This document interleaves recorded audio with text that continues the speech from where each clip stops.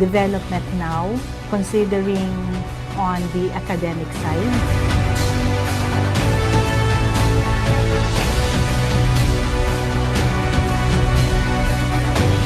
It is a place where the personnel or the human resources are continuously developed in the areas of knowledge, skills, attitude, and value. NUST is a locally responsive and internationally relevant and recognized University of Science and Technology.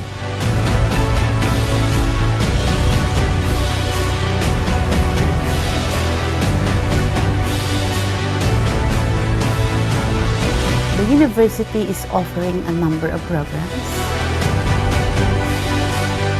Very important in the university are the human resources.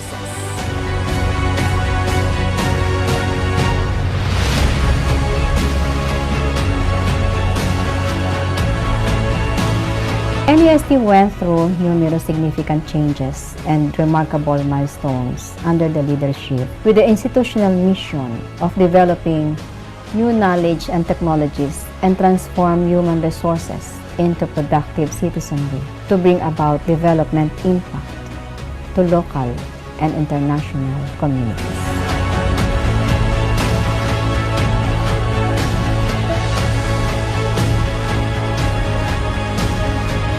As a union, we should be the exemplar of professionalism in terms of the delivery of public service. As we all know, NEUST is a state university, and as a state university, it is funded by the government. From a trade school to a polytechnic college to a university, NEUST has gained recognition from the different bodies that has recognized its performance. The Nueva Ecija University of Science and Technology today, with its state-of-the-art facilities, is a home to an intellectual, ethical, and visionary community.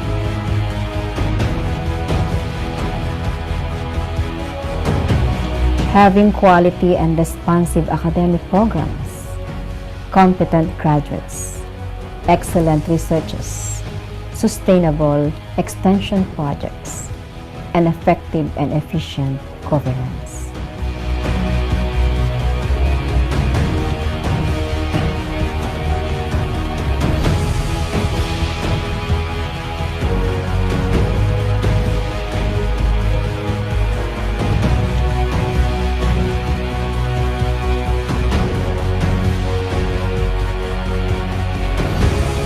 Everything that we do in the university, that's for the benefit of the students. And number one, of course, is for them to really acquire quality education. I believe there are three important roles that the union should perform. One is transparency, of course. No? The operation of the university should be transparent to all the members of the union, if not for the officers, to all the members of the faculty and staff. Kaya ang direksyon ng NUST ngayon ay maging bihasa o maging eksperto o specialize sa science and technology, at sa pamamagitan nito ay mag-contribute tayo sa pangangailangan ng locality, regional, national, at gayon din sa international. Looking forward on how our programs, the different colleges can be center of excellence.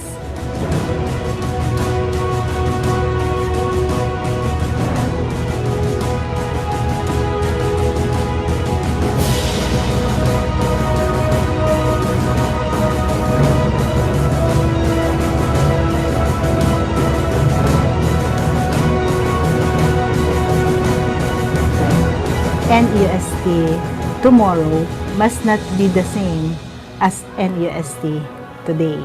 NUST is a nest of ethical, untiring, and socially responsible and task-driven professionals who guide the youth and the community in the race towards global competitiveness.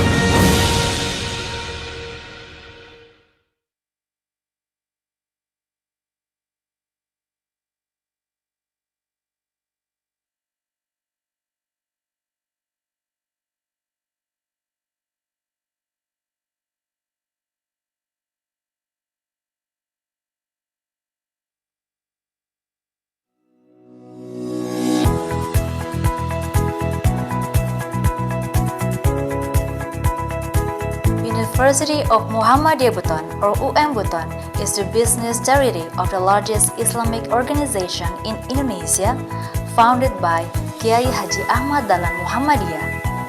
This college is located in the heart of Bau City, Southeast Sulawesi Province.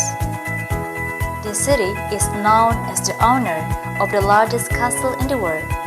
On the other hand, Bau City also has a strategic location as the connecting city in the western and eastern regions of Indonesia, so the service and trade sector continue to grow in line with the city's development.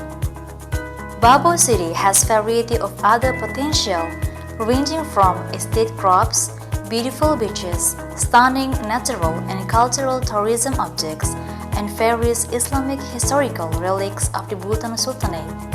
University of Muhammadiyah Buton, through the governance principles of good university governance, was present to provide answers to the needs of excellent and professional human resources through the implementation of education and teaching based on entrepreneurship, conducting research and publications that are adaptive to technological developments, and relying on community service-based research and innovation. The character of the students through the inculcation of the values of Al-Islam and Muhammadiyahan, supported by the development of global competitiveness, becomes the strategic vision of University of Muhammadiyah Buton. Public trust to University of Muhammadiyah Buton proved by the increasing number of students from year to year, which in 2019, University of Muhammadiyah Buton received more than 1,627 new students and is placed on the second position of Southeast Sulawesi in obtaining the number of new students. Universitas Muhammadiyah Buton memiliki visi menjadi universitas yang profesional, unggul dan islami yang memiliki daya saing secara global. Visi ini akan dapat dicapai melalui penyelenggaraan tata kelola perguruan tinggi yang islami dengan prinsip Good University Governance, penyelenggaraan pendidikan dan pengajaran secara profesional yang berjiwa entrepreneurship, penyelenggaraan penelitian dan publikasi yang berkontribusi terhadap perkembangan ilmu pengetahuan, teknologi, dan seni, penyelenggaraan pengabdian pada masyarakat berbasis riset dan inovasi, penyelenggaraan pembinaan sivitas akademika berdasarkan nilai al-Islam dan kemuhammadiyahan, penyelenggaraan kerjasama dengan perguruan tinggi, pemerintah, dan lembaga lainnya pada tingkat nasional, regional, dan internasional. In the field of University of Muhammadiyah Buton education, it continues to improve academic and non-academic services to its academic community, increasing the capacity and competence of lecturers, continues to be a concern of University of Muhammadiyah Buton, which is carried out in various activities ranging from lecturer further study support, seminars, workshops, and lecturer internship programs. University of Muhammadiyah Buton has 147 lecturers who have master's and doctoral degrees. There are 7 faculties and 15 study programs, including the Faculty of Social and Political Sciences, consists of Government Studies and Communication Studies. Faculty of Teacher Training and Education consists Elementary School Teacher Education, Guidance and Counseling, Indonesian language and literature education, biology education, early childhood teacher education. Faculty of Economics consists of accounting and management study programs. Faculty of Islamic Religion consists of Islamic Education and Awal Asasiyah study program. Faculty of Engineering consists of Civil Engineering study program. Faculty of Agriculture consists of Agribusiness and Aquatic Resources Management study program. Faculty of Law consists of Law study programs. To support the teaching learning process and other activities, University of Muhammadiyah Buton has built representative facilities and infrastructure. It also completes campus facilities with a library, mosque, internet network or Wi-Fi, civil engineering laboratory, basic science laboratory, computer and language laboratory, micro-teaching, early childhood teacher education laboratory, judicial room, counseling service unit, Wonam Korea Foundation, and Office of International Affairs, hall, Sang Surya Minimart, and representative parking area. University of Muhammadiyah Buton currently has 3 lecturing buildings, namely 4-floor lecture buildings on Betuambari Street, Baba City, and 1 lecturing building and 2-floor lecture buildings on Boros Bau-Bau Pasarwajo Street. To support the student character, University of Muhammadiyah Buton has committed to develop the potential interests and talents through student activities such as BEM at the faculty level, HMPS at the study program level, student art and sport activity unit, student entrepreneurship unit, tapak suci, and other extracurricular activities. The development plan is also being prepared for an area of 17 hectares to be devoted to the construction of an integrated campus. University of Muhammadiyah Buton has ideas to get global reputation that is demonstrated through various collaboration both locally, nationally, and internationally. Joint international community and cultural program has been held every year since 2018 with foreign students from China, Saudi Arabia, and Tajikistan. Assalamualaikum warahmatullahi wabarakatuh. Pengembangan akademik Universitas Muhammadiyah Buton, penyelenggaraan catur dharma secara holistik merupakan target kami. Dalam bidang pendidikan, Universitas Muhammadiyah Buton senantiasa berinovasi dalam transformasi pengetahuan kepada mahasiswa, guna membentuk mahasiswa yang profesional dan berjiwa entrepreneurship, beriman dan berakhlakul karimah berdasarkan nilai-nilai al-Islam dan kemuhammadiyahan. Universitas Muhammadiyah Buton menerapkan tata kelola berbasis Group University Governance. Untuk itu, pengembangan kompetensi dosen, pembangunan sarana dan prasarana yang representatif, pengembangan IT, serta investasi pembangunan kampus yang optimal, Universitas Muhammadiyah Buton berkomitmen memberikan dan membangun tata kelola keuangan yang sehat, transparan, serta akuntabel. UM Buton konsisten memberikan layanan akademis dan non-akademis yang inovatif. UM Buton memulainya pada saat pembentukan karakter mahasiswa baru melalui ESG training. UM Buton menyadari bahwa kerjasama adalah poin penting untuk mewujudkan perguruan tinggi yang berdaya saing global. UM Buton juga memiliki komitmen yang utuh sebagai bagian dari perguruan tinggi Muhammadiyah dalam memberikan kontribusi maksimal bagi pengembangan al-Islam dan kemuhammadiyahan seluruh sivitas akademika khususnya dan masyarakat pada umumnya menuju masyarakat yang berkemajuan. Demikian, wassalamualaikum warahmatullahi wabarakatuh. Ayo kuliah di Universitas Muhammadiyah Buton.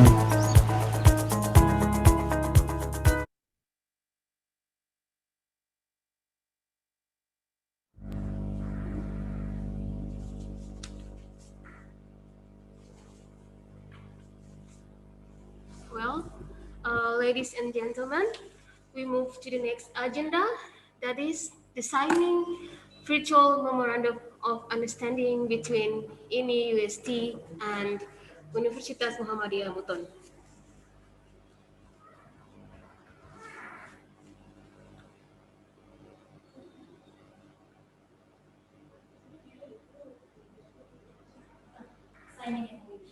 Yes.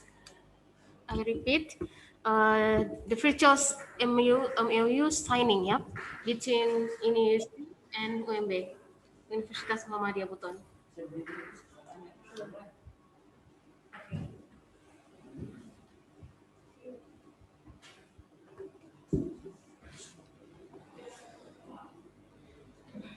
Okay, maybe that should be documentation. Yeah, take documentation. Firstly, yeah, this is the signing memorandum of understanding by your rector of Universitas Muhammadiyah Buton. And for the next, we will try to give the chance to the president of Nueva, Ecija, Science and Technology Philippines to signing the memorandum of understanding.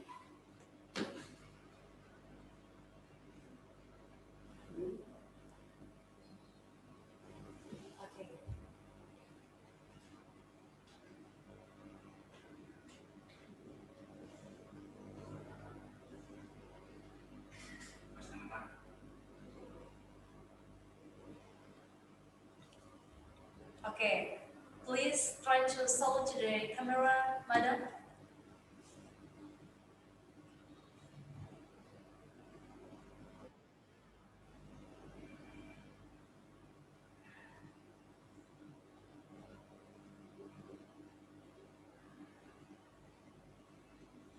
Okay,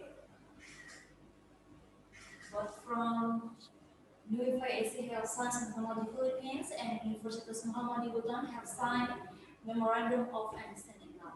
Okay, this is it. Then go for my.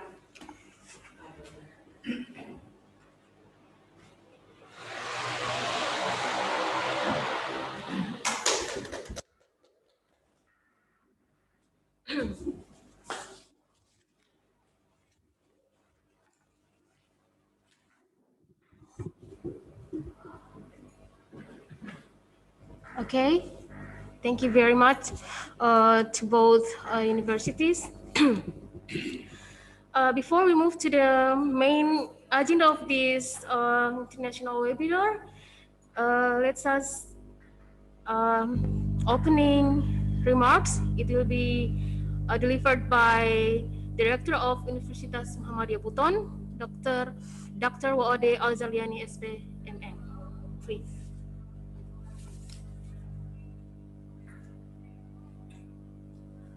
Bismillahirrahmanirrahim. My Excellency to all Vice Rector Universitas Muhammadiyah Buton, My Special Excellency to President Nueva Ecija of Science and Technology Philippines, Mrs. Feliciana P.J. Koba, EDD. Please welcome to M. Buton, event joined only by virtual Madam.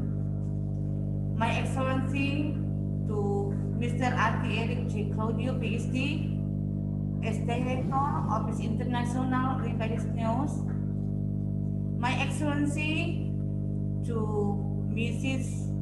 Dr. Jocelyn Dedin, Graduate School, all the speakers were from UM Buton, and also to all participants of this great webinar. Assalamualaikum warahmatullahi wabarakatuh, and magandang umaga po. First of all, let's send praise and grateful to God Almighty, Allah Subhanahu wa Ta'ala, because of His blessing and guidance. So we are given healthy and can join this international webinar, held by Nueva Ecija of Science and Technology Philippines and Universitas Muhammadiyah Buton, Indonesia. In this good opportunity, I would like to say thank you very much to President of NEOS, their support and welcome this event MOU virtual, saying that will be coupled with the implementation of webinar. Hopefully, this is a step in the beginning of participation and can continue again in other programs, especially as an effort to increase and expand partnership network in Asia. Ladies and gentlemen, in this great moment, I will try to give additional knowledge related to the topic. As we know that collaborative governance is one of the neat strategic model of government that involves various stakeholders simultaneously in a form with government officials to make joint decisions amid at solving problems that cannot be faced alone by the government itself.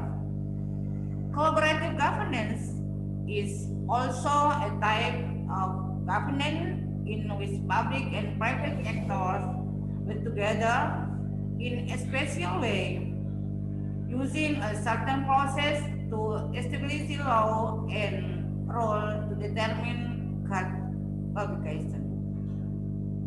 In achieving good governance, it is necessary to change the governance paradigm, which was originally oriented to working alone, to working together in mutual cooperation to achieve common goals, also known as network government or collaborative governance.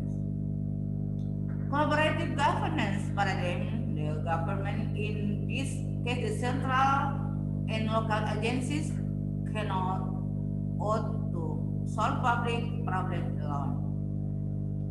In 1977, stated that collaborative leadership call are a vehicle to overcome problems in organization due to the complexity of task, technology, and organization development and the need to manage interference. According to Professor Dr. Eko Prasajode, stated several important elements in realizing collaborative governance include leadership, dependent on one another, clear incentive, policy making process, available resource, and collaborative development program system, and finally, the resulting impact. So from here, we must push for future bureaucratic reform that must be based on the achievement of a clear impact on the development process itself. Collaborative governance must be supported by a digital governance support. The use of big data and artificial intelligence is an important factor in effort to align national development priority program. Through collaborative governance, this can be a model that is implemented as an effort to realize good government with the involvement of all stakeholders. Ladies and gentlemen, that is a short additional knowledge for me. I want to say welcome to the speaker from Philippines, which in this moment from the same field of study with Buton, that is the public administration department. I would like to say thank you all webinar participants. Hope this activity is useful and is a very amazing opportunity due to getting knowledge from reliable solar expert. Ladies and gentlemen, come together to open international webinar with the word Bismillahirrahmanirrahim. I declare that international webinar officially open. Hope the COVID-19 disaster will pass and we can collaborate again in other programs directly. Once again, salamat po. Nasrullahi wa batun karib wa ba'siril mu'minin. Wassalamualaikum warahmatullahi wabarakatuh.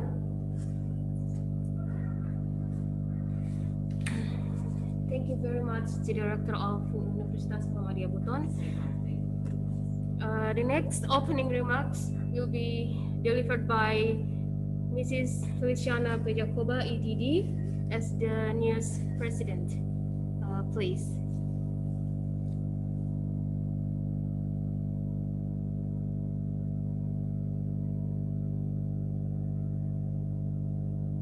Thank you.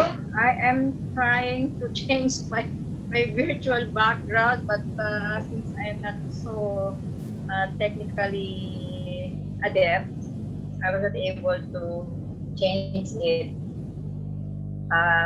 Anyway, thank you. Sorry for delay and connection. I just do not know now if I am audible. Am I audible now? Yes, ma'am. Thank you. Yes, ma'am. Thank you, sir. Okay. First of all, allow me to greet our new friends and allies from Universitas Muhammadiyah Buton, led by its director, Dr. Waode Al-Sar Diani, and the Director of International Affairs, Partnership and Land-Grace, Yung ano lang naman ang mahina, yung sa kabila.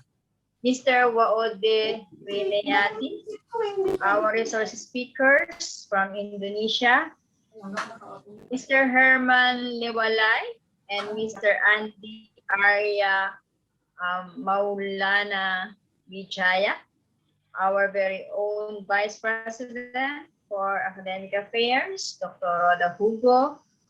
First, our Director for International and Domestic Linkages, Domestic Institutional Linkages, Dr. Attorney Eric Lautro. Our College of Public Administration and Disaster Management team, and the whole department, led by Dean Rosemary Casimiro, the Dean of the Graduate School, Dr. Jocelyn Cruz, of course, Dr. Arnid Gabriel, our former Dean of CPAD-M and Faculty and Staff Union President, all faculty, staff, and students who are with us now. Salamat pagi semuanya. Did I pronounce it right? Good morning, everyone. Magandang umaga sa inyong lahat. Friends, though the pandemic has greatly interrupted and affected our movement, of course, particularly our economic activities, but as educators, it cannot stop us from our social relations and interaction with people, especially with our friends and new friends. As such, this webinar with Universitas Muhammadiyah Buton is another remarkable initiative, giving the university one more worthwhile endeavor to pursue in spite of the present situation. I also appreciate the theme of today's webinar, which is collaborative governance in the era of the pandemic. Even in the olden times, political scientists believe in the principle of cooperation, which then results to collaboration and teamwork. Before, the world was seen as so huge. We're connecting with people at the other side of the globe is quite difficult.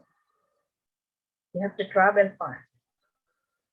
But then, technological advancement paved the way to an easier way of communication. And, like this one, collaboration.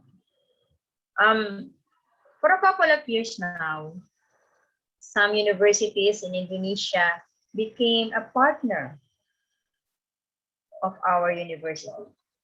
And now, the Universitas Muhammadiyah Buton will be our new partner and friends. The Nueva Ecija University of Science and Technology is thankful with this meaningful friendship with Universitas Muhammadiyah Buton. And now we are conducting our very own activity.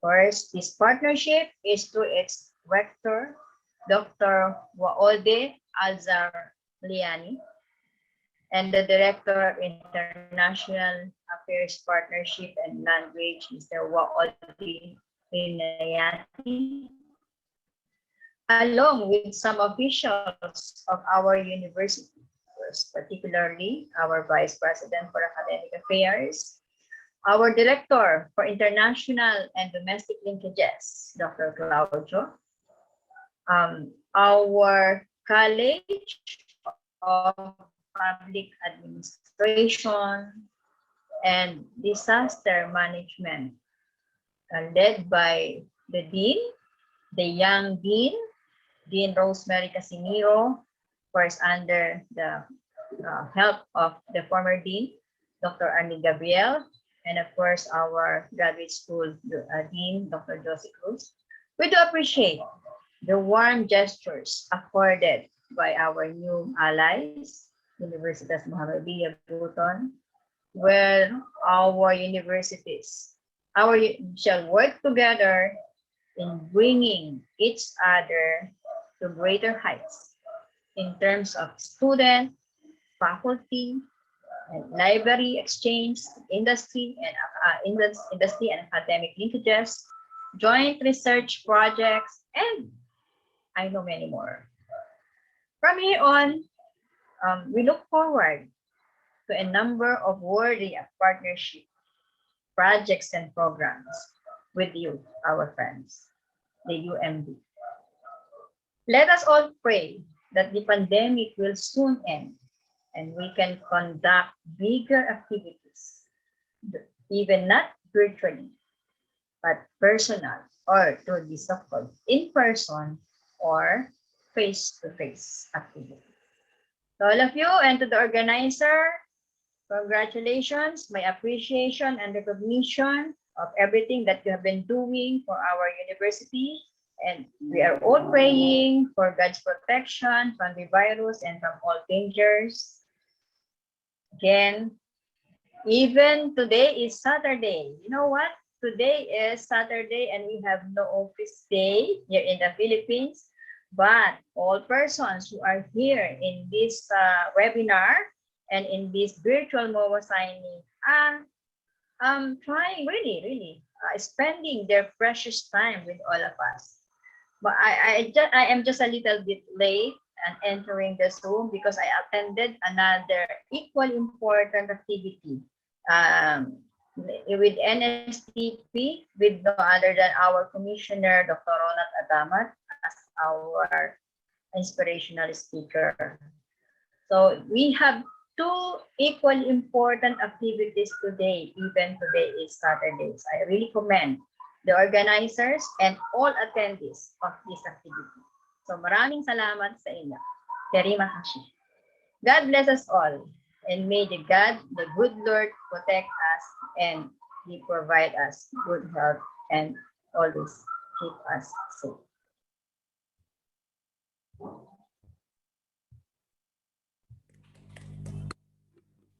Thank you very much to Mrs. Feliciana Jacoba, the president of NUST. Now we move to the main agenda of this activity, that is the presentation of the speakers. But before, let me introduce some of the speakers this time.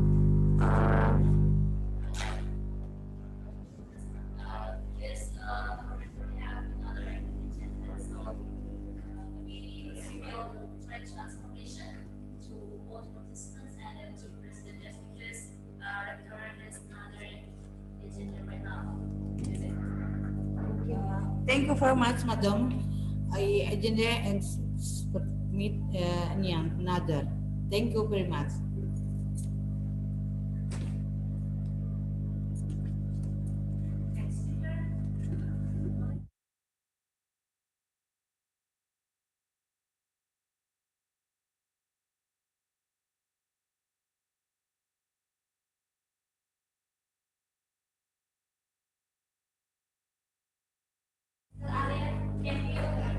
Okay.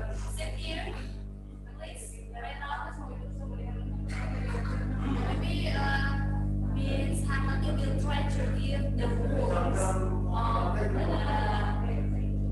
this webinar. Okay. Before the speakers presented their materials, I would like to remind you again about the rules.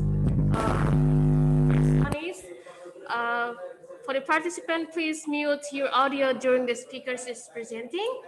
And if you have any questions, you can write the questions in the chat room. Okay.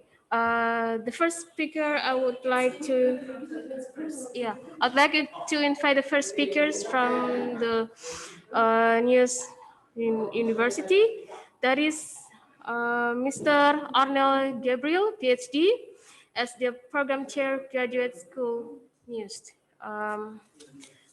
For the Mr. Arnold Gabriel, your time is yours. Okay, thank you very much to our counterpart partners. Before I present, I will be presenting a video recording of a learning material that I did during one of my engagement with other institutions. The learning material is about the possible collaboration of the different agencies as well as the private sectors during the pandemic. It highlighted the need to analyze the existing policy so that these policies may adapt to the needs of the changing socio-political and economic conditions. As part of our collaborative governance, I believe that it is very important to provide information on the specific experiences of every country so that we could have common understanding of the manner on which we can collaborate in terms of not only in terms of public management but also in terms of policy making, which are the two important goals of having collaborative governance. The video, the learning instrument or material that I would be presenting will provide an analysis of the effect of the pandemic and how the Philippine government responded to it. And in the last part of the video, proposes possible policy options. So after the presentation, I would love and welcome to hear comments, sharing insights or questions from the participants. Thank you very much. May I request the moderator to please present the video recording of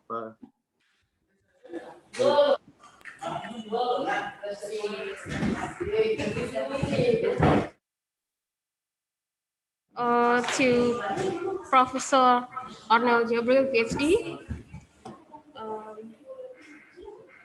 Okay, the next speaker would be Mrs. Rosemary Casimiro, MPA, as the Dean, College of Public Administration and Disaster Management in UST. So good morning, ma'am. I will be presenting the effects of the pandemic to the tourism industry and how to rebuild the tourism industry in the Philippines. The learning material. Hello, ma'am. I'm sorry for the inconvenience. I would like to present the learning material that would Okay, sorry, you have about 15 minutes to present your material, sir. Yes, ma'am. Yes, ma'am. I think Ma'am Dean Rose is already starting to share the material. Yes. Thank you very much. Thank you very much.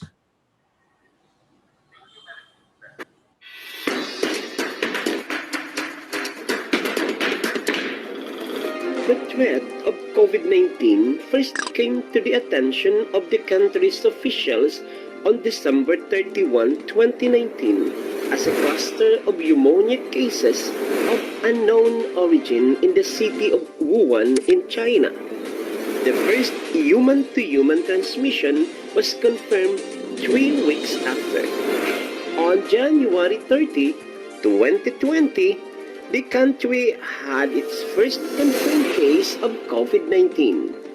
On March 16, the government imposed an enhanced community quarantine over the entire Luzon and other critical areas in the country. The ECQ aimed to flatten the curve. However, despite the community quarantines here and there, the number of cases continued to rise. As of May 27, 2021, COVID-19 cases in the country breached 1.2 million with 20,379 deaths. The COVID-19 has shocked global, regional, national, and local economies. The world almost came to a standstill as governments strive to save lives and keep the economy afloat. Human and economic activities have been scaled down to unprecedented levels in order to control the spread of the virus. Wearing of face masks, face shields, hand washing, physical distancing have become a way of life. Travel bans, closures of schools and businesses, and physical distancing have been resorted to in light of the community quarantines imposed. Specifically, businesses have either closed shop or just partially operated. This resulted in cutbacks in the supply of goods and services. As a consequence, thousands lost their jobs and thousands were rendered underemployed. Business owners were cash-strapped, almost on the brink of bankruptcy. They were faced with the question, shall I close or not? Prolonged containment of COVID-19 makes them more vulnerable to business failure and bankruptcy. Greatly affected were the micro, small, and medium-sized firms because of the abrupt disruptions in the supply chain and tightened financial conditions. Local government units also bear the brunt as they stand responsible for the safety of their constituents and at the same time struggle with dwindling resources because of loss of revenues. The Philippine government acted quickly to combat the virus and ease its impact. It imposed an enhanced community quarantine in the National Capital Region and other high-risk regions. It provided a comprehensive set of support measures for households and businesses to help navigate the ECQ, such as an emergency subsidy program for Filipino families and wage supplements to employees of small businesses. And now, here's the question. Are there government and market failures on COVID-19? While there is a rising number of businesses closing down during lockdowns, in 2020, community quarantines were imposed in different categories and places. The economy suffered. During that year, the economy experienced a 10.4% unemployment rate.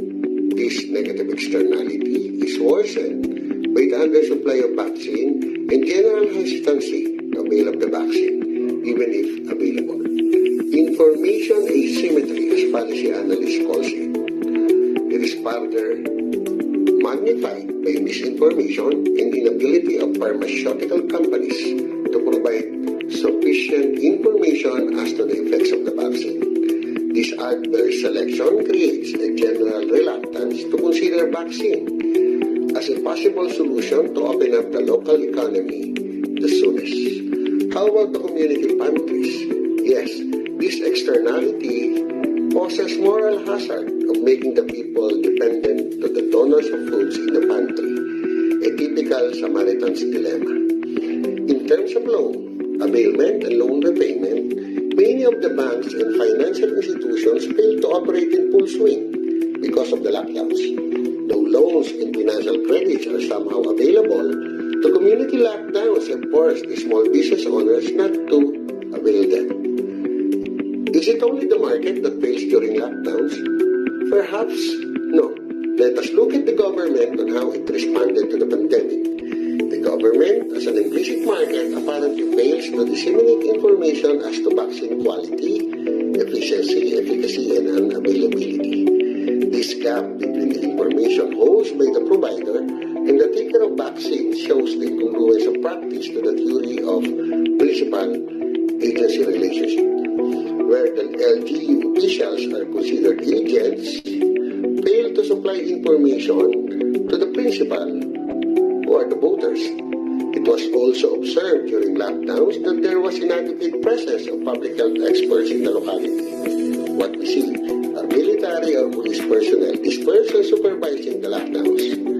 In fact, according to a news report, even the IED is composed of retired generals instead of public health experts. A typical example of government inefficiency, which may be due to agency loss or absence of dynamic efficiency.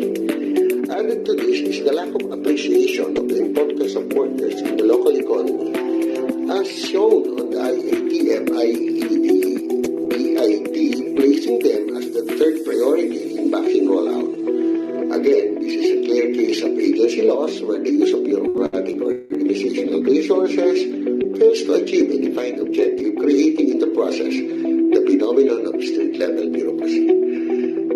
This is inherent in the bureaucracy. Finally, the T3 strategy of the government is a sort of a failure caused by bureaucratic inefficiency. Because of this, it became unbearable for small business owners to go on operating in the local market. Having heard those failures, let us discuss impact of the pandemic to the national and regional economies. Now, knowing fully well the immediate results, lockdowns to business enterprises in the local setting, let us analyze the problem using the political economic framework.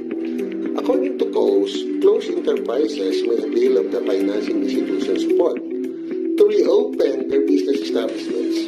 Under this scenario, transaction costs will be lowered down without the government taking part in the negotiation. While Ostrom argued that nested enterprises tragedy of commons is a possible solution by institutionalizing affirmative actions of all stakeholders. A decentralized planning by voluntary parties may co-govern and adapt strategies to recover from economic distress.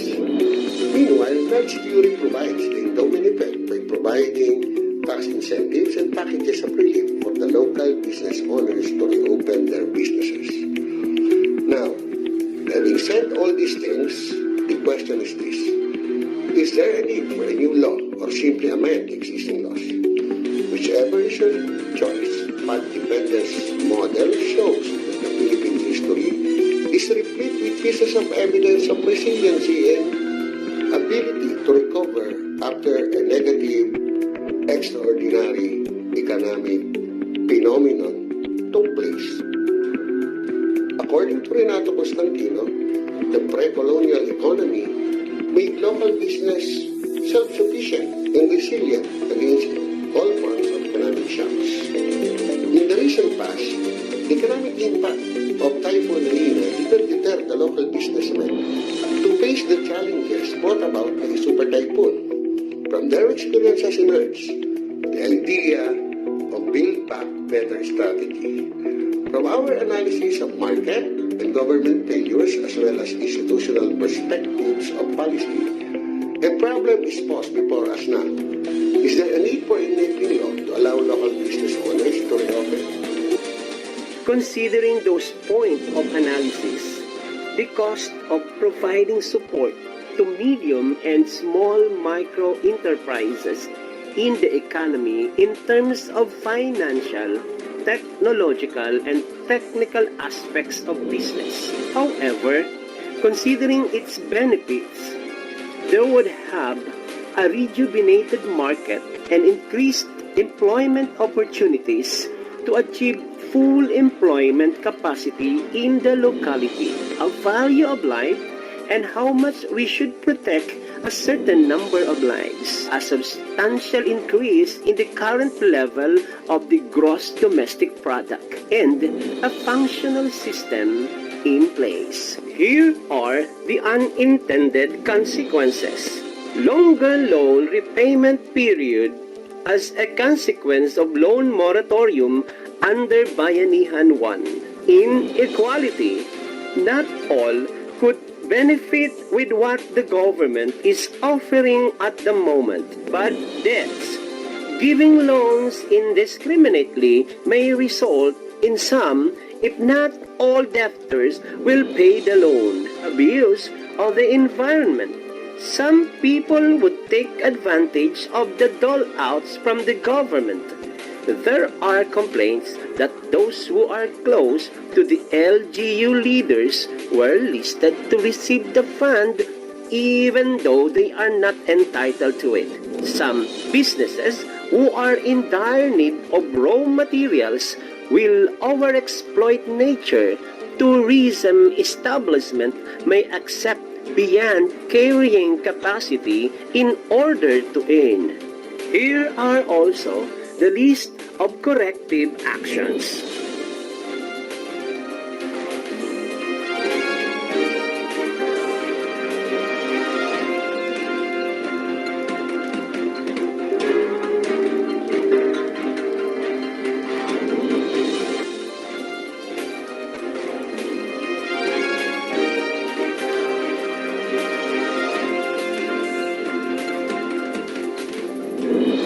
Here are also the suggested strategies for obtaining support or reducing obstacles per stakeholder as a result of the stakeholder analysis.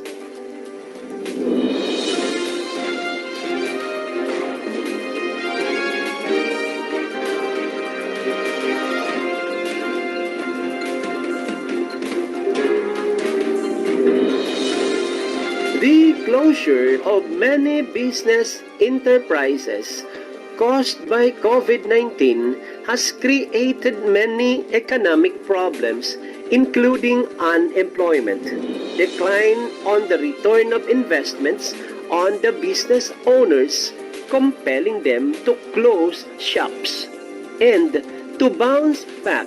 A question may be raised whether or not improvement in the existing laws may help reopen the closed businesses, leading to rebooting the local economy. Here are points for reconsideration. Philippines was put under a state of calamity starting March 16, 2020 up to September 12, 2021. Laws such as the Bayanihan to Recover as One Act, or commonly called as Bayanihan Act 2, were enacted to help the dying economy. Aside from the SAP, an emergency subsidy be given to those workers who were laid off. Subsidies to students in the private and public schools from grade 11 to college. Is the current rules in obtaining loans allow substitution of refund option to travel vouchers.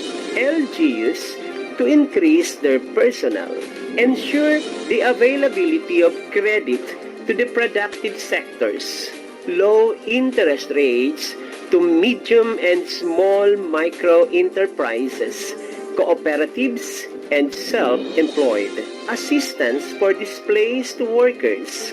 Section 10 of Bayanihan Act 2 authorized the appropriation of around 166 billion pesos to implement the interventions. The budget that would help the recovery of the local economy is coursed through different agencies. The law is already there, but the implementation needs to be strengthened and the focus of attention must be desired by every sector of society. Our economy is still in a slump and there are still a lot of displaced workers. This should not be economy versus health issue. There is a need for vaccination.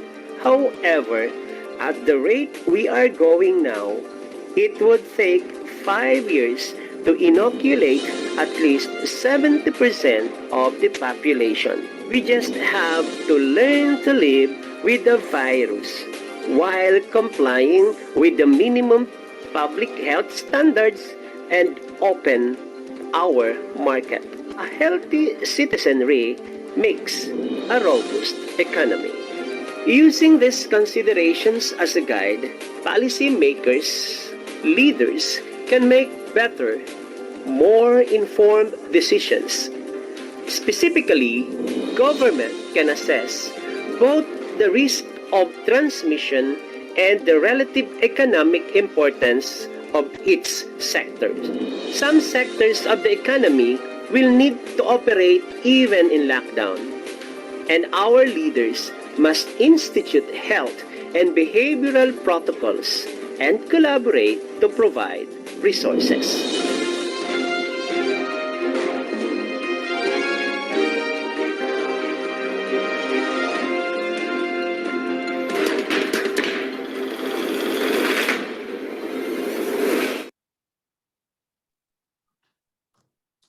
Thank you very much, ma'am. I would love to hear insights, comments, and questions later in this webinar. Thank you. Okay, thank you very much, Prof. Arnel Di Gabriel.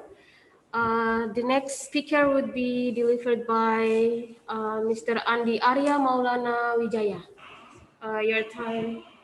The time is yours, please.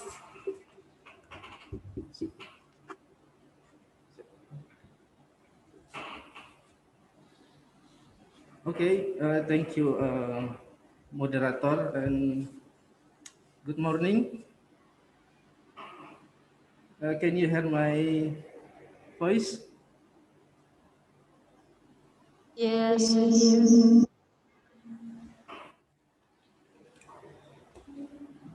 Okay, thank you. First of all, I want to say honorable to Mrs. Felicia P. Jacoba, and then Mr. Ati Eric J. Claudio, and honorable to Professor Arnel G. Gabriel. Yes, thank you for your presentation. Is great presentation. And then honorable to Madam Rosemary Casimiro. Okay, how to say? Okay, I'm start my about my research, my part of my research. But before that, I would to like to introduce myself.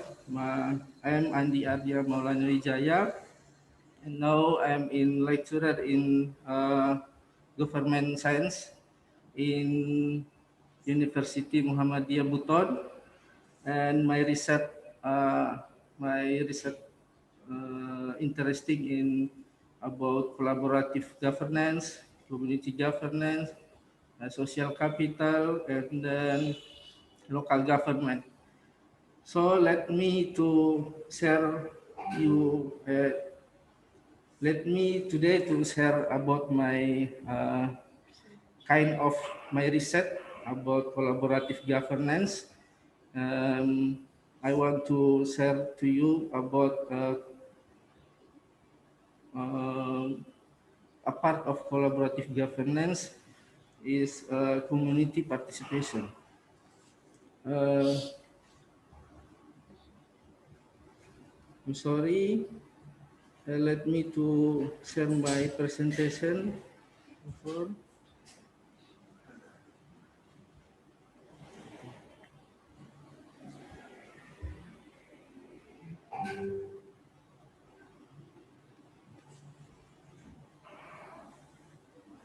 Okay. My presentation is about how community participation can contribute to to collaborative governance. Before that, I permission to you all. I put my masker. Masker.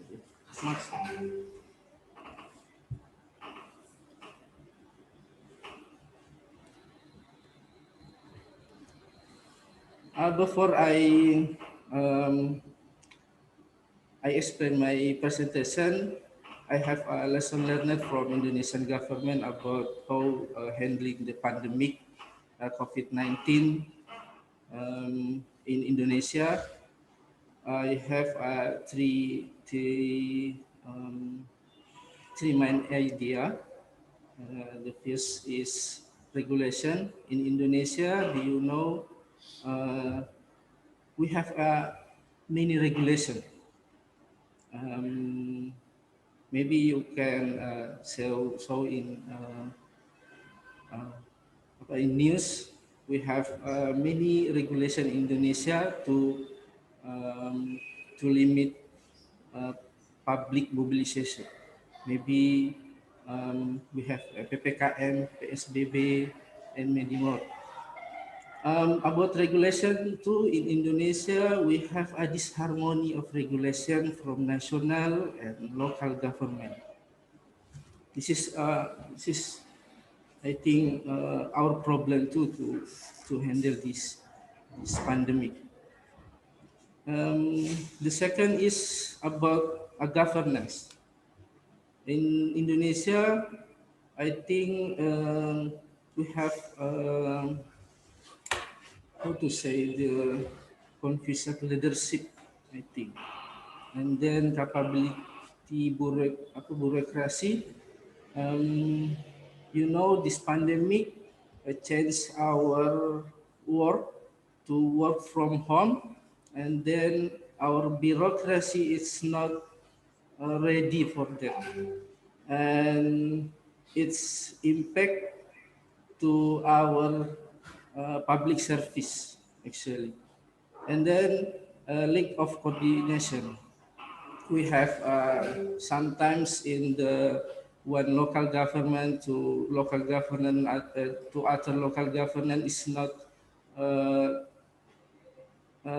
regulation is not how to say connected. And the third is civil society. We have obedience culture. How to say obedience, ignore culture. Many people say this pandemic is conspiration, is a business, as many more. This is our challenges, especially to our research in government and governance about that. And then public welfare, same with Professor Arnel presentation about the economic impact of economic from the pandemic COVID-19 in Indonesia. Same condition. Okay, this is a lesson learned from Indonesian government, but I try to share you all about how this is connected with collaborating government. In my research, I separated to main problem, to my introduction to this research. about the second one is the first is pandemic COVID-19, and the second one is collaborative governance discourse. In pandemic COVID-19, we know the COVID-19 pandemic is make a governance uh, in across the world is confused. We're not ready timely to to yeah, to the pandemic COVID-19. Okay, I'm so sorry about my broken English, but I try to can share my research. And then our government does not ready to against this pandemic timely in Indonesia. In Indonesia, we have many regulations to handle the pandemic. Sometimes people is confused for this. People confused is lack trust to government. This our problem. And then we need participation multi-stakeholder in a timely manner to launch related initiative. And then active citizen, I think, is key to success in crisis responses. I will to share to you all about best practice in uh, a couple country about this. And the second is collaborative governance discourse. We know collaborative governance is how to contribute government, private sector, and then civil society to make a decision making, to uh, to deliver the public service, to uh, to contribute in the government, in the local government, in the national government. But collaborative government, I think, is not just with networking collaboration. It's not just we have uh, how to say, we have a collaboration like today, but I think, but also to make a decision making after we build a collaboration, we have to make the decision making about our collaboration. And then I think how community can contribute to collaborative governance model in local governance to against impact this pandemic for our society. I think this one of kind in the theory and the concept of collaborative government is participation of community. But before I share to you all about community participation, I have trend in research network about 3 keywords in first viewer. I try to collect the data, the article about collaborative governance, about keyword, 3 keyword is collaborative governance and COVID-19.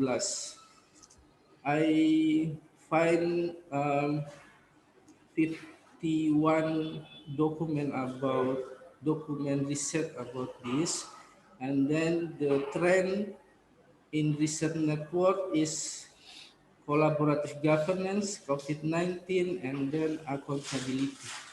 I think this challenges to collaborative governance is about accountability. How we can contribute in the collaborative governance, but we still can guaranteed about accountability. Okay, I have 3 concepts about collaborative governance in today to you all. The first is Ansel and Gus. I think Ansan Elgas is strongly explain collaborative governance in four variables. The first, initial condition, organization design, leadership, and collaborative process. But I think Answer and Gas concept this is more suitable for use in policies that take time, not for policies that require faster. And in the pandemic COVID-19, we need face government. We need quickly to deliver the public service. But in collaborative governance, I think in Ansel and Gas is not suitable for that. And then I have Emerson and Ambachi, but some same with Ansel and Gas, but I interesting with concept this about enables community, media, and business involvement. And the third is about Brisson. But this same with the Ansel and Gas, this concept is considered applicable to crisis condition, includes the COVID-19 pandemic.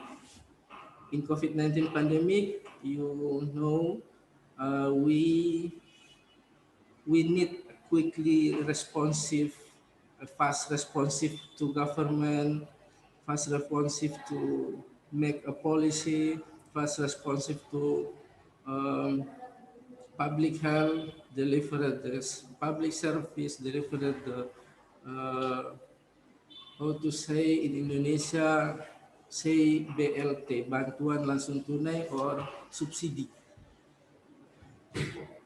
But I strongly believe the collaborative governance concept have a benefit to our governance, even in the pandemic era. But today I want to share to you all about the across citizen and civil society participation. What is this? I've best practice collaborative governance in 3 countries, Taiwan, South Korea, and Brazil.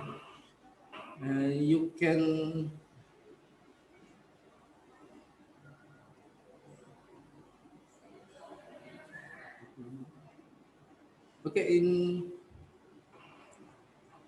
in Taiwan, you can see in my presentation, best practice collaborative governance in Taiwan. I can share to you all this article in the comment after I finish my presentation. But you can see in the right side, yes, this is collaborative governance in Taiwan about public participation and compliance. Public participation can prove the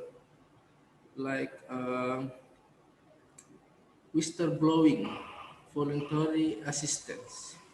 This is participation of public compliance in Taiwan. And then we have in South Korea. In South Korea government, collaborative government is like circular, and to connect one by one, we have a local government in this, and we have civil society to public. And then we have Brazil. Brazil approach this model systemized 3 ways by which community participate. is community mobilization, collaboration, and community empowerment. You can see how contribute the community in this collaborative governance. And okay.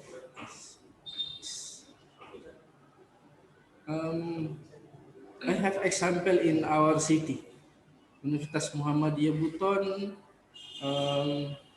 in Bau City. In Bau City, COVID-19 cases the first in 27 April 2020.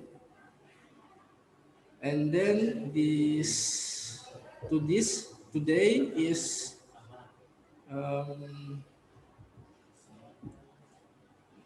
the cases is strongly significant, strongly, how to say, Increase. Yes, increase more significant in the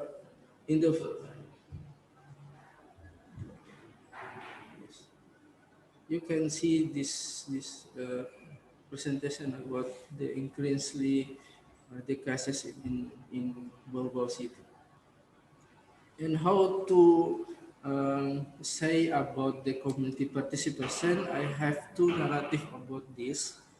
The first is utilitarian narrative about perspective, the community participation to understood as collaborating in implementing measures that contribute to controlling the problem, like campaign wearing masks and many more.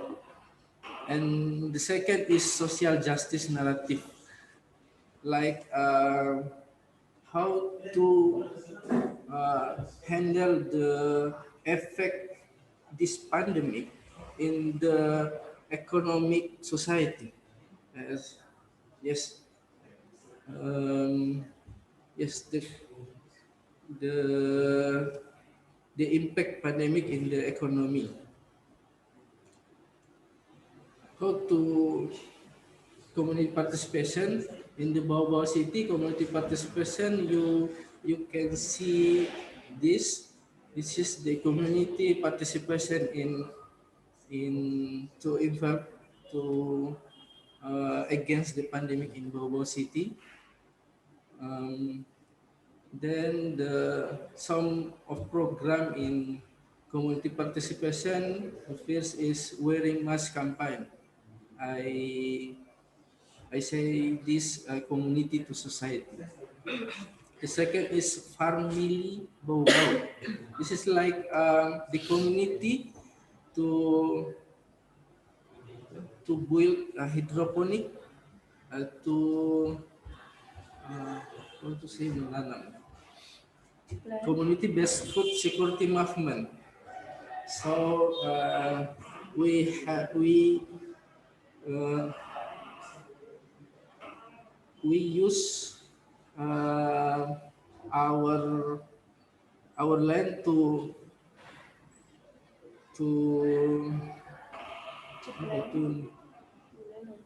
dimanfaatkan untuk menanam.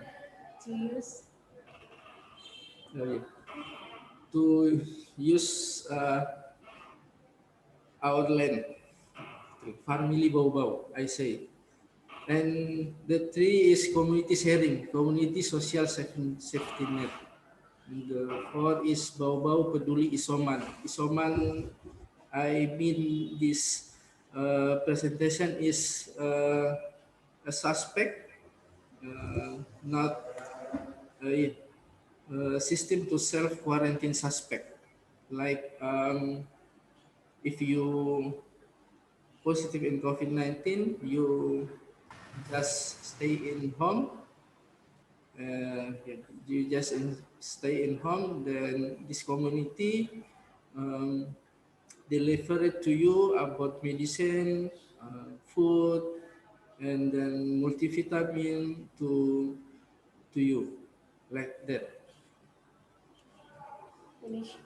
The challenge in community participation to involve collaborative government. I have three three indicator is collaborative governance. We know more resources, many many stakeholder to contribute. We have many more resources for that. And then the evaluation, who does the evaluation this program, and then accountability to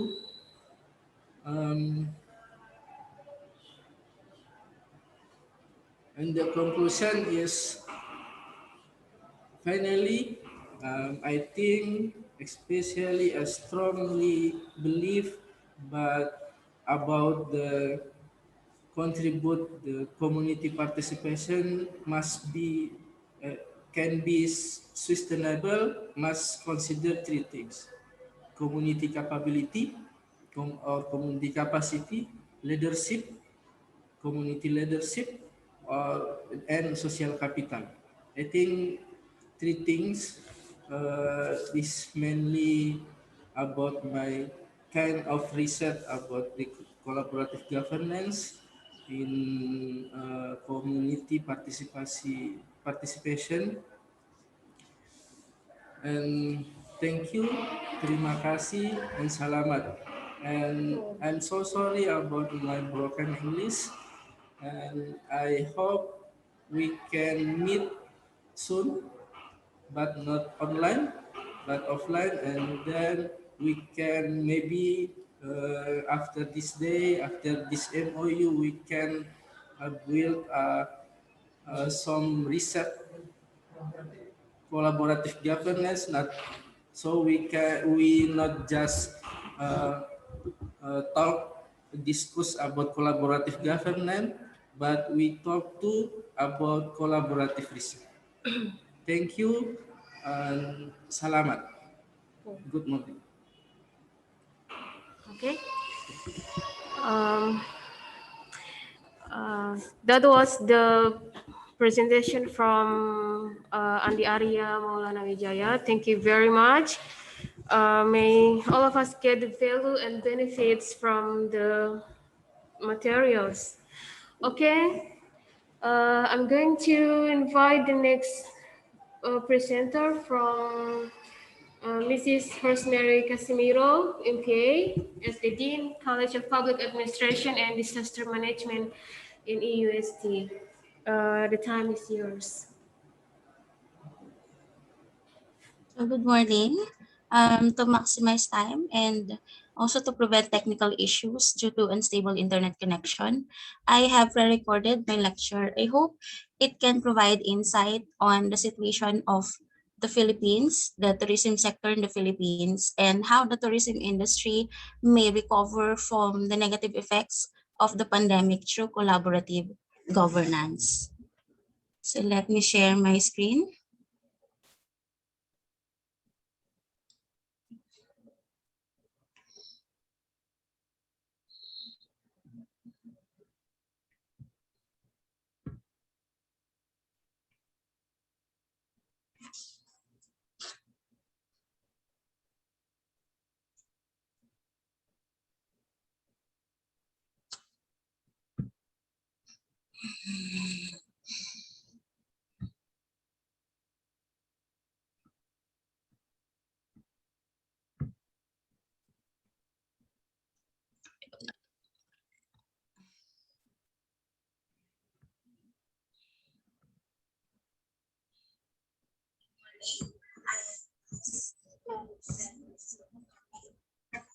Crisis and tourism.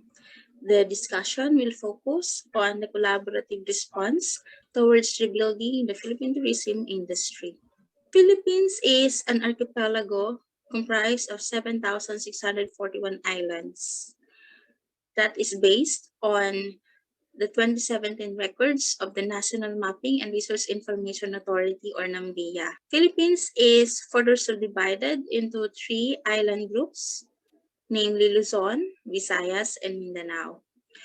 The Philippines is a rich country, not as financially rich as the developed countries, but rich in scenic places and tourist spots. Truly, the country exemplifies the tagline, "It's more fun in the Philippines. Whether you're looking for a beach, cultural activity, historical site, water activities, good food, exotic delicacies, nature tripping, and adventure. Name it. And the different islands of the Philippines can cater to that. Up north, we have historical sites and beaches. On the western part of the archipelago, we have mountain ranges, lakes, and landforms that are picture perfect and Instagrammable. On the eastern portion, we have bodies of water that can calm one's mind and body, and festivities that are truly remarkable. As we go down south in the Visayas and Mindanao regions, prepare to be in awe with the sight of both natural and human-made paradise that are worthy to be included in everyone's bucket list of must-go places in the Philippines. Sounds exciting? Well, wait until you see them. For now, join me as I tour you around some of the majestic sites here in the Philippines.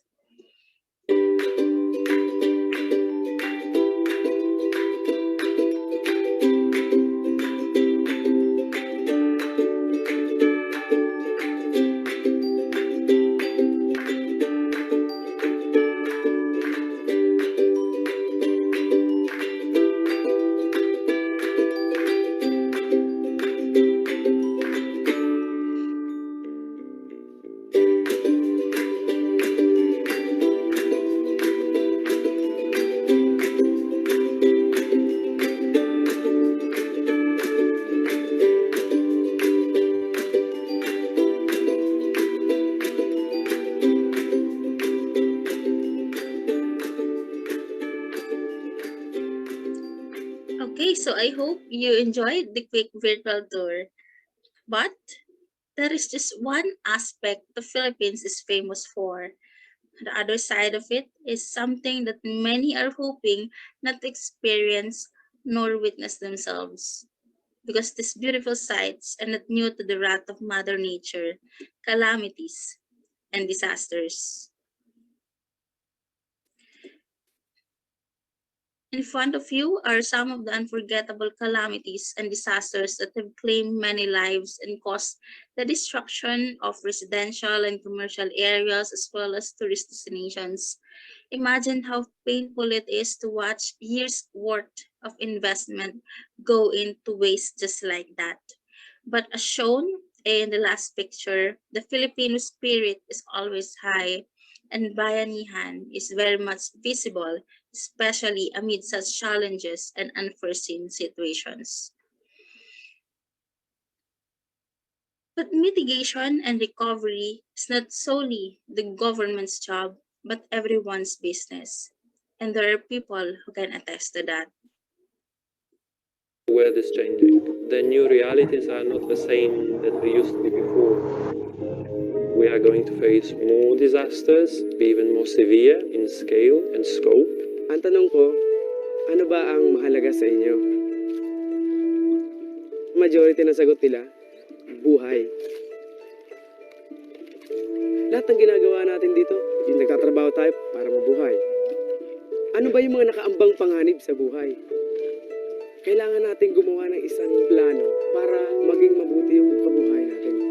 Dati, kanya-kanya ang buhay ng tao dito.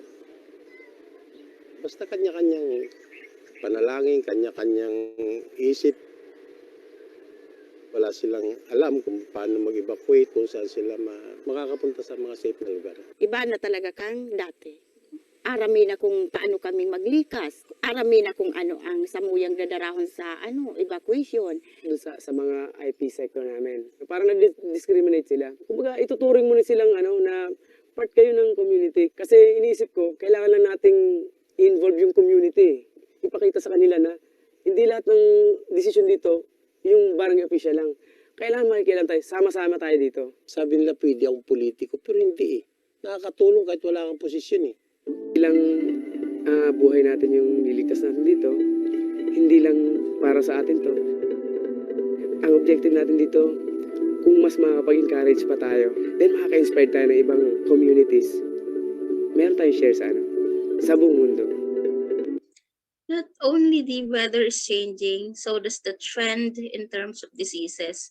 Some might have experienced epidemics or outbreaks in the past in the form of dengue hemorrhagic fever due to mosquito bite, cholera and dysentery due to poor sanitation, unclean water, and unsafe sources, severe acute respiratory syndrome, which is passed on by animal or human hosts. Yet we were caught unprepared in 2020 when a new virus strain emerged. It was a risk, a hazard perhaps, which escalated into disaster due to insufficient information and lack of preparedness across all levels: household, community, provincial, regional, national, and even international level. From 1 to 3 cases, the number rose to thousands, then millions as time passed by. While some were able to recover, the death toll and number of cases have become alarming, disturbing, and too much for the health system and the government to handle. The Philippines, with more than 1 million recorded cases and a daily additional case ranging from 4,000 to 8,000, made it climb to the top 5 list of countries in Asia with high rate of infection. Graphically, through this map, it can be gleaned that many areas in the Philippines have residents who were infected with the virus, but majority of them have recovered. This is based on the records of the Department of Health as of July 28, 2021. Records of various agencies show that not only the health of the Filipinos are at stake, the negative effect of the pandemic is also evident in the economic and tourism sector. The Department of Tourism reported a 45% decrease in the tourism activities in February 2020, even prior to the implementation of community quarantine, and 70% decline in March 2020, when restrictions were imposed. The Department of Tourism has estimated tourism revenue losses amounting to 38.2 million pesos from February to March 2020. For the period of January to June 2020, the country experienced a decline of 68% in tourism activities, and at the end of the year, a whopping 83%, which is equivalent to 1.3 million visitors. Although there are countries with no reported cases or minimal cases, tourists from these areas are voluntarily not traveling as they are embarrassed to travel and be possible carriers. The COVID-19 pandemic has brought the world to unparalleled and unforeseen impact in societies and economies, with a growing risk of global economic recession and massive job layoffs. The hotel sector is the hardest hit among the stakeholders, with losses for the first quarter of the year reaching 84 million pesos. For hotels based in Manila, Davao, Boracay, Cebu, and Bohol. Multiply that with the rest of the other accredited hotels all over the country, and the losses easily turn into billions of pesos. So, the initial response of the tourism and hospitality sector are to cut on expenses, let go of some of the staff, ask the employees to take forced leave, or implement shorter work weeks from 1 to 3 days a week.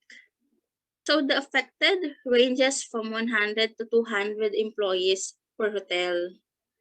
Assuming that the situation is true for 50 hotels, then that's already 5,000 to 10,000 jobless Filipinos. Unfortunately, only the 5-star hotels can afford to pay for forced leave, leaving the only option of laying off. Often, it is the housekeeping staff who are supplied by the manpower agencies and are hired on contractual basis that are often part of the layoff. So with the personnel of the engineering department, since not all rooms need repairs and maintenance every day, as for the resorts, some have to shut down some hotel floors to save water and electricity. And already anticipating the lower influx of tourists from abroad, the Department of Tourism, in collaboration with tourism stakeholders groups such as the Philippine Hotel Owners Association and the Philippine Tour Operations, have started pushing a domestic market campaign to get more Filipinos to travel around the country. An initiative to possibly increase the 4% to 15% occupancy rate of hotels and resorts, and to help the vendors and boatmen who lost their main source of livelihood due to the cancellation of bookings and the long closure of the facilities due to the restrictions. Some localities have gradually reopened their areas to tourists but released a set of guidelines and requirements for the tourists to follow.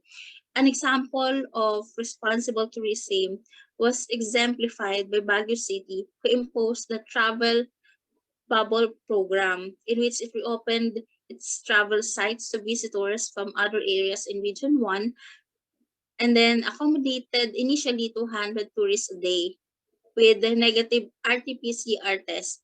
Then later on, individuals are already vaccinated. The idea is to open the destination sites to a manageable number of tourists and build a higher level of confidence for more visitors in the future.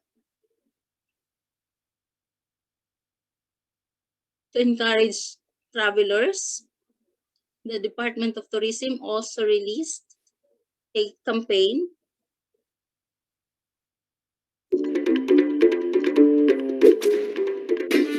This is the new normal of traveling.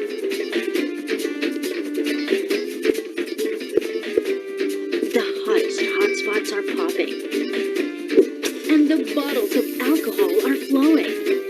Who's ready to check in? Welcome to paradise.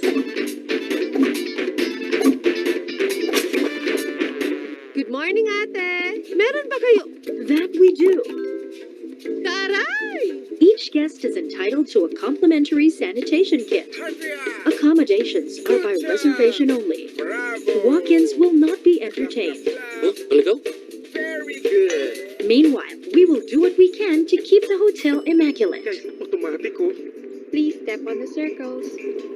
Aba, nakaapak naman ako ng tama sa bilog. Uy, Tuy, bakit hindi pa napandar? Shiny! So, this is a corner suite? Sa third floor po kayo, ma'am, sir. Third floor, please. Uy, bakit kaya? Tanungin mo yung driver. What? It gets better? Enjoy your stay, people! Travel safe! Mabuhay! Pag naglalakbay. Have a safe trip, Pinas! So other establishments also joined the Department of Tourism's domestic marketing campaign by slashing room rates as much as 50% off their published rates, or by offering package tours or seat sales for interested travelers. The tourism industry also went digital, where there are virtual tours to entice travelers. The Department of Tourism also convened the Tourism Coordinating Council to discuss what measures were in place to mitigate the economic impact of COVID-19 on the tourism sector. The Tourism Coordinating Council, as a coordinating body for national tourism development efforts, with 25 members, comprised of the secretaries of other regular agencies such as the Department of Transportation, Department of Public Works and Highways, Department of Foreign Affairs, Department of Environment and Natural Resources, Department of the Interior and Local Government, Department of Labor and Employment, Department of Education, and heads of the Philippine National Police and other attached agencies. The Department of Tourism allotted 6 billion pesos for internal and domestic promotions, infrastructures, and the regional tourism development. The Department of Transportation, meanwhile, through the Civil Aviation Authority of the Philippines and the Civil Aeronautics Board have assured strict implementation of protocols, particularly in cleanliness of airports and sanitation of airplanes. The Department of Labor and Employment allotted 2 billion pesos for emergency employment and livelihood assistance to the affected tourism workforce in partnership with the Technical Education and Skills Development Authority or TESDA. The Department of Health leads the vaccination rollout in partnership with the local government units, which incorporated QR code system for contact tracing. The government also launched the Pondo sa Pagbabago at Pag-asenso, also known as the P3 Loan or CARES program, or the COVID-19 Assistance to Restart Enterprises program, a project of DTI that initially aims to deter micro entrepreneurs and small business owners from resorting to 5-6 lenders and other forms of loan sharks. So during the pandemic, this project became assistance to businesses that suffered in the months-long quarantine. After the pilot program, the DTI reopens the CARES 2 under the Bayanihan Law, with the transactions fully processed online.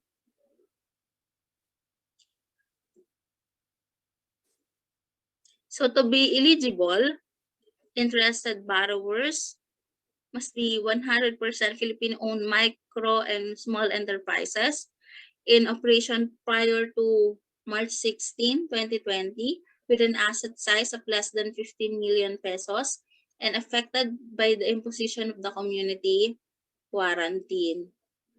Eligible borrowers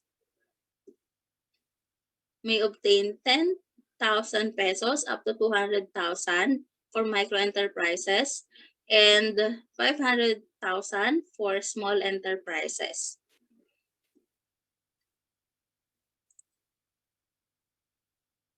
With zero interest rate and 3.2% service fee per annum. So what is the future of tourism industry after COVID-19? So it is said that the tourism industry will lead the Philippine recovery because of its direct linkage to economic development and its plan to strengthen ecotourism in place of mass tourism and the digital platforms to inform travelers of areas they can visit. So although there are challenges toward the recovery of existing businesses, the COVID-19 crisis may open new travel motivations in nature-based areas, which may include the development of natural landscapes, natural reserves, forest parks, which are potential gains for rural areas. So what kind of resilience is applicable in this crisis? So there are 4 phases of resilience: resilience as resistance, resilience as bounce back, resilience as adaptation, and resilience as transformation. Resilience as resistance is holding the line and holding on to the past experiences with calamities, disasters, and hazards. It is not so useful when the hazard is new, it is not anticipated, and there's no plan available. Resistance to bounce back. Resilience as bounce back is getting back to normal. We all know that we already have a new normal. But believing that we can bounce back can be useful in keeping the people's spirits, but not useful if unrealistic. So resilience as adaptation means adjusting to the new normal, like what we are doing right now. It is accepting that change is necessary to minimize vulnerabilities.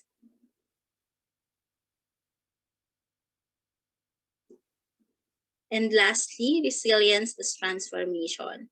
It is transforming physically, socially, economically to meet future threats. It needs reform in the system, reform in the mindset.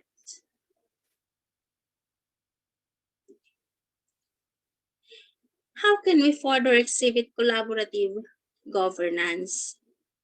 So first is when the community owns the problem. How? By employing bottom-up approach to address the health crisis, with the community having own response initiatives or localized implementation of plans and programs. Strong bonds as social capital. Through solidarity, the tourism and hospitality sectors rallying behind any tourism marketing and promotional campaigns will be more cohesive and effective. Effective tourism and crisis management. The crisis should be collaboratively managed by different sectors such as tourism department, tour operators, health practitioners, security personnel, transportation sector, education, economic sector for complementation of resources. Having a recovery plan, the plan that will factor in strategies that are sustainable, adaptive, inclusive, and innovative. The tourism industry is prone to external forces or shocks such as war, disease, extreme weather condition, terrorist attacks, pollution, political events, electricity shortages, recessions, and fluctuations in economic conditions. But anticipation of these shocks is essential to the sustainability of the tourism sector. The politics of governance is inherent to the crisis response, and it could be treated as an opportunity for policy reforms and institutional changes.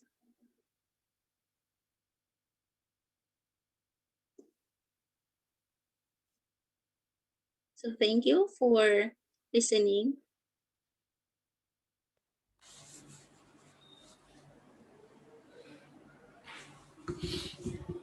Okay, ladies and gentlemen, now we move to the last speaker.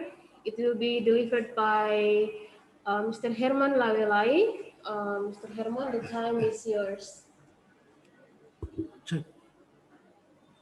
Sudah kedengaran?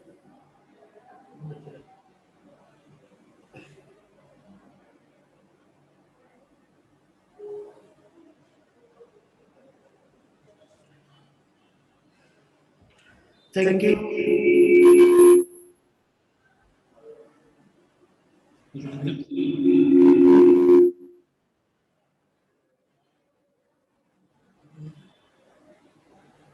Cek. Sorry.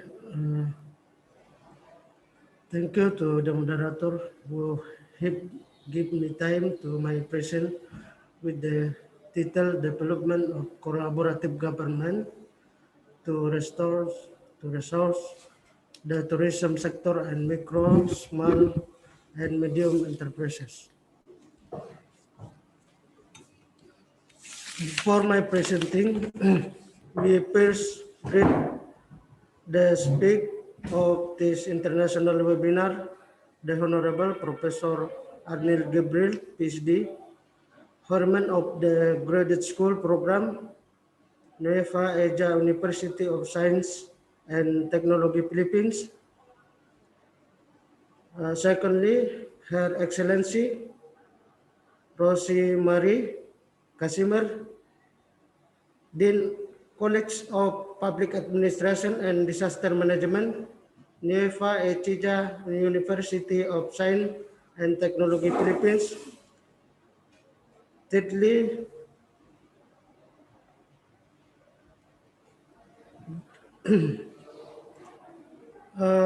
the Honorable Andi Arya Maulana Wijaya, Lecturer of the Department of Government Science, University Muhammadiyah Buton. Ladies and gentlemen,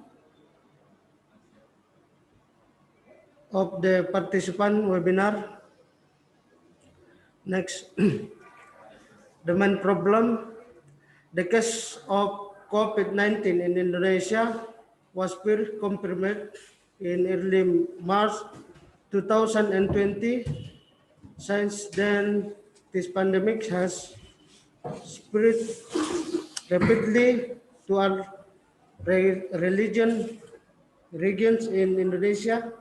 COVID-19 is an infectious disease caused by type of coronavirus first discovered in Wuhan, China in December 2019. The virus is now a pandemic that is happening in many countries around the world. The spread of COVID-19 have impact not only economic activities and transportation, but also the tourism industry. The total number of confirmed cases of COVID-19 in Indonesia is the latest data to date is above 1.1 million.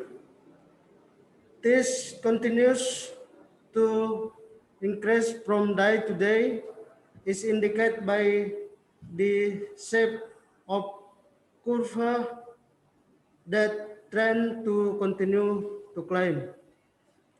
The COVID-19 pandemic has caused a significant decline in the number of tourists, but local and international has, of course, the industry and suffered heavy loss due to closure of access for foreign tourists and the enactment of the policy of closing the tourist attraction itself. The policy closing tourist attraction is correct to minimize the presence of new culture of the spread of COVID-19. Dimension of policy government. To restore the tourism sector and micro, small and medium enterprises, the government cannot do everything. Therefore, it is necessary to have good relation or network with village community and other parties, but individual and organization to achieve goals. Relationship or network will make it easier for the government to achieve its goal without having to struggle to handle them themselves. Government is sought to be carried out jointly by involving many parties. Of course, institutional training is needed. Institutional are human-made rule to regulate and shape political, social, and economic interaction. The rule determine the intensive structure for society, especially the economy. So, necessary interinstitutional collaboration intervention, but with emphasis on the recovery of the tourism sector and micro, small, and medium enterprises. Tourism is one of the most popular sector due to the COVID-19 pandemic. Based on BPS data 2029, there was a significant decrease on tourists, but local and foreign tourists, total foreign tourists visit to Indonesia in 2020 amounted to 4.02 million visits when compared to 2019. The number of foreign tourists this decreased by 75.0 the present. Next, back.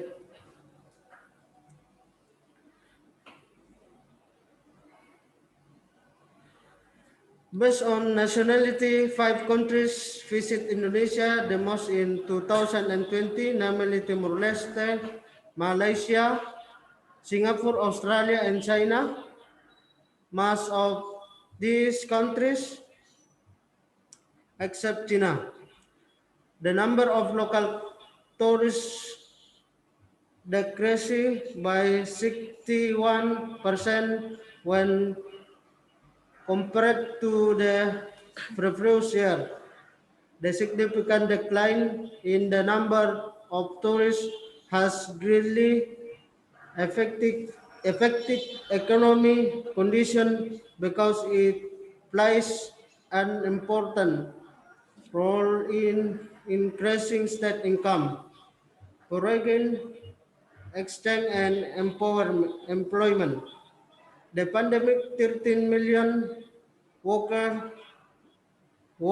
in the tourism sector and 32.5 million work indicatedly to the tourism sector. Based on research conducted by Khan and Wood 2021, found that most young business and to have no experience dealing with crisis.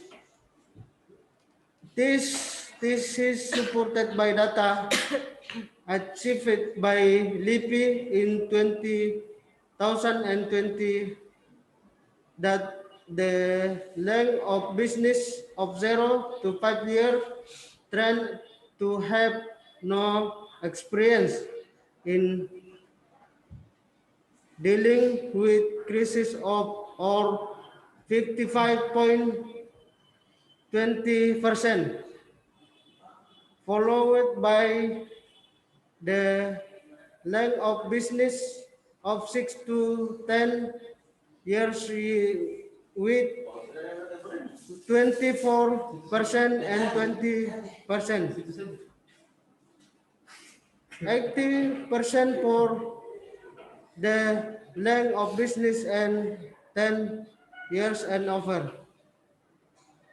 Manual data will based on the business scale so that most are in the ultra micro and micro sector with it limited sectors who are seriously affected by the pandemic condition. What to do? Next. The government respond to the downturn in tourism. Several policies have been carried out by the government, especially the Ministry of Tourism and Creative Economy, to highlight the tourism sector while still focusing on health recovery. The recovery policy will facilitate investment by entrepreneurs, especially in the tourism and creative economy sector. In additional, there is a need for a revision of financial sector policies, especially those related to fintech or venture capital. Thus, it is happened that business in the tourism sector and the creative economy can develop resource recovery efforts, and the creative economy need to be supported by various parties to run well to realize the recovery, and the creative economy is inseparable from policy and security.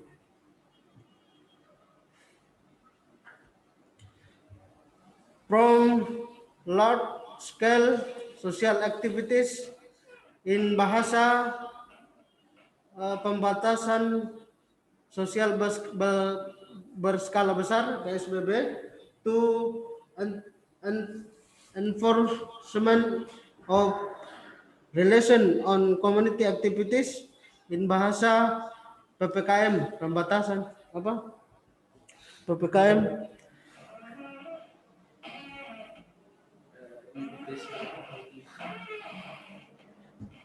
The government has used the term large-scale social restriction since April 10, 2020 to break the sign of the spread of COVID-19 in several parts of Indonesia.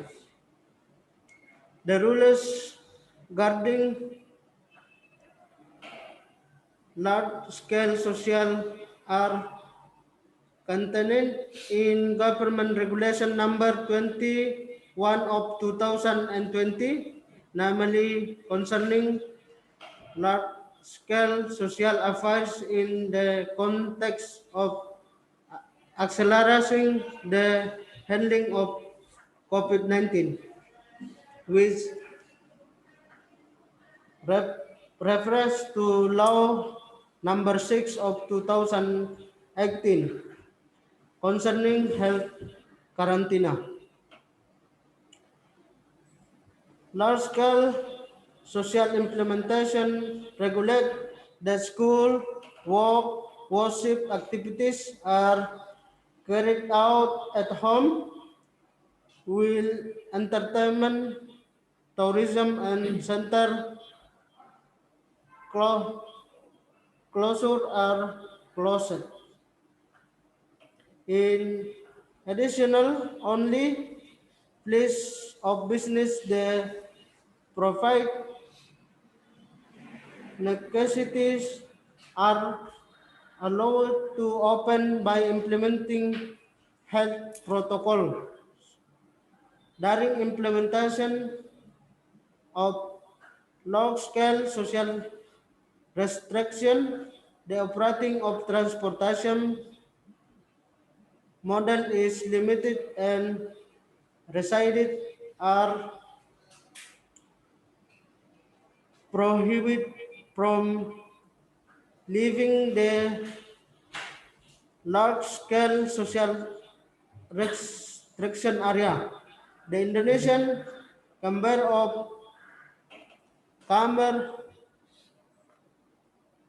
and Industry claim that the tourism sector has suffered loss of to 10 trillion rupiah due to implementing the large-scale social restriction policy. Currently, the government no longer uses the term large-scale social restriction, but replaces it with the enforcement of restriction on community activities. The Minister of Home Affairs implementation of restriction on community activities is contained in Ministerial Introduction number 1 of 2021.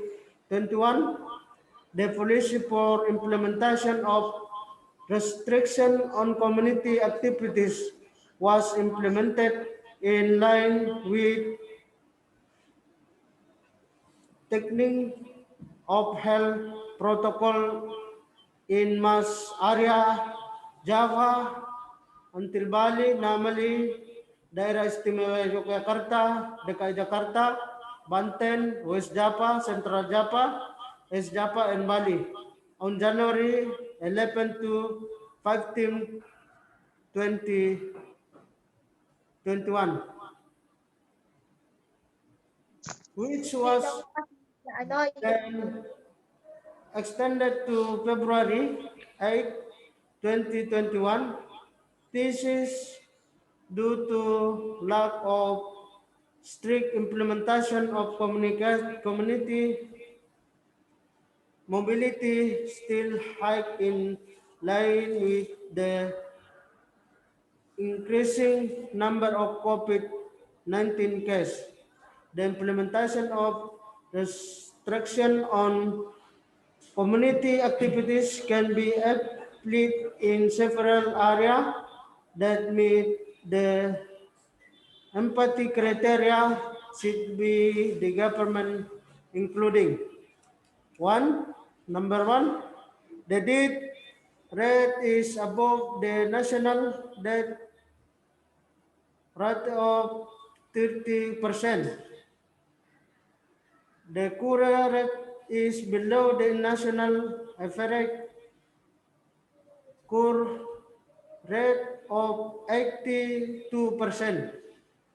Number three, the activity case is above the national average of 14%, and last hospital occupancy rate or bed occupancy rate for ICU and isolation above to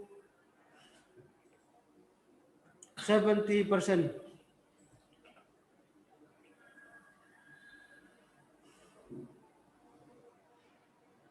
Next, spiritual tourism is one of the alternative that emergency in the midst of the boredom of the COVID-19 pandemic.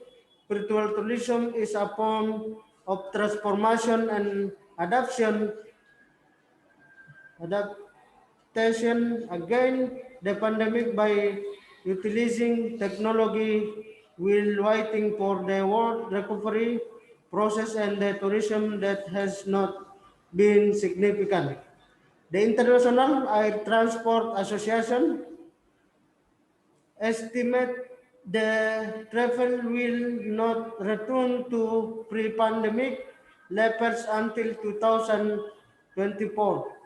Virtual tourism can be a temporary answer to keep potential tourists interested in traveling when conditions empowered. The meaning of virtual tourism has no begun and continues to be developed by various parties such as the Ministry of Tourism and Creative Economy, local government, and the community. The content in the spiritual tourism is also very diverse, ranging from natural panoramas, museum, art, performance, traditional culture to the atmosphere of metropolitan life in Indonesia, which affiliate in the form of image and videos. The hope is that existence of a virtual tour can make potential tourists feel like they are in the destination they want. There is time to offering a free before you buy experience that can in, encourage cross city. Next, tourism makers and micro, small and medium enterprises after the COVID-19 pandemic. Of course, we all hope that th- this COVID-19 will and so on, so that this become a challenge for the tourism sector and micro, small and medium enterprise to improve to interaction business immediately. Based on the data described early, several countries had many visits before the COVID-19 pandemic and the total population, so that the main target markets that must be carried out included number one, United States of America and Australia, India, English, South Korea, Malaysia, France, Singapore, and China. The promotional effort that must be carried out included publication by digital media, main focus, conventional media, and media room. Likewise, the government need to carry out various activities to attract local and foreign tourists, such as festival, sales mission, exhibition, in- introductory tour, and integrate cooperation. Next, future marketing strategies must adapt to the times and technology, micro digital targeting to target quality tourism, and number two, optimize the influence of content creator and influencer, and then cooperation with international filmmakers as an indirect means of promotion. Next, using global influencer promoting Indonesia. Influencer marketing consists of individuals that have social media influence to reach consumer. They have implied by it and which make a potential customer more will, willing to believe the opinions of those they admire and follow voluntary. Using global influencer is an opportunity to localize the brand's appeal and broaden their message and media research beyond the traditional media channel.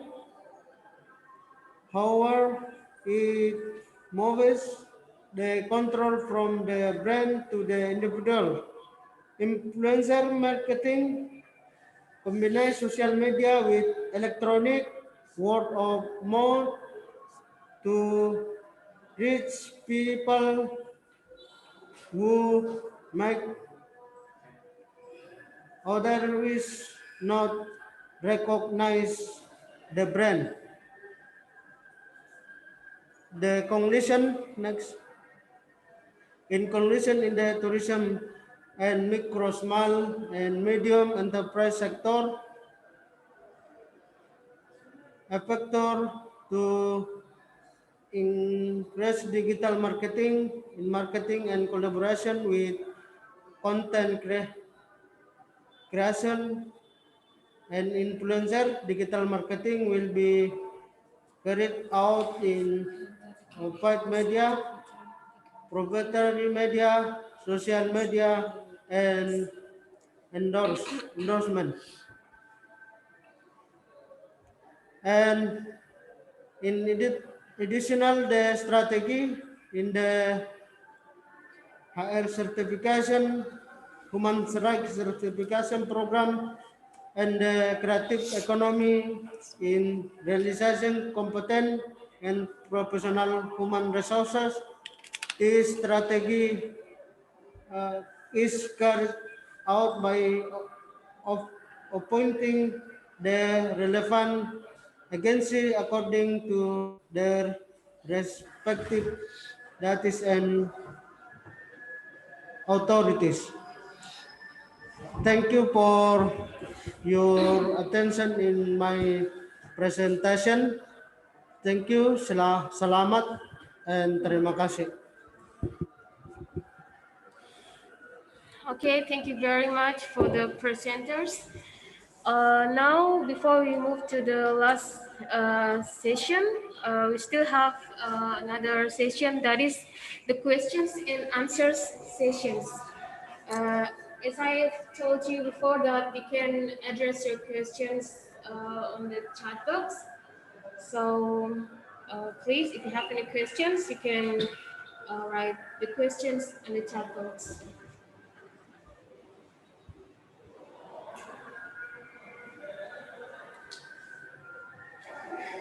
Okay, we have one question from Shirley Miranda while waiting for another listeners. The question is, how would those recommendations be made possible in the management of our present conditions as to economic acceleration and in combating in the new variants?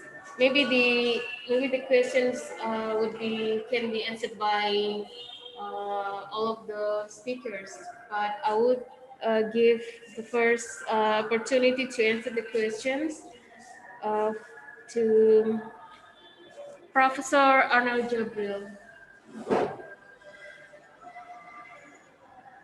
Good morning again. Assalamu alaikum. I'm sorry, I cannot pronounce it correctly. So thank you very much for the question. Basically, the recommendation that was provided on the video is applicable to all types of virus. It is basically mobilizing the sectors and moving forward the potentials of these sectors towards creating an agile government. So one, there must be an increased role of the private sector in combating the virus. The government can no longer shoulder the burden of looking into the means on how to combat the virus. Second, we have to establish an agile government because the virus is faster in terms of contamination and infection. So we have to move faster. So the inflexibility of government structures, especially in terms of policy making, should adapt to this fast propagating virus. Third, we have to mobilize the grassroots potentials. So that's very important in collaborative governance. The community itself must move and must look into the possible solutions, how they could prevent the spread of this virus.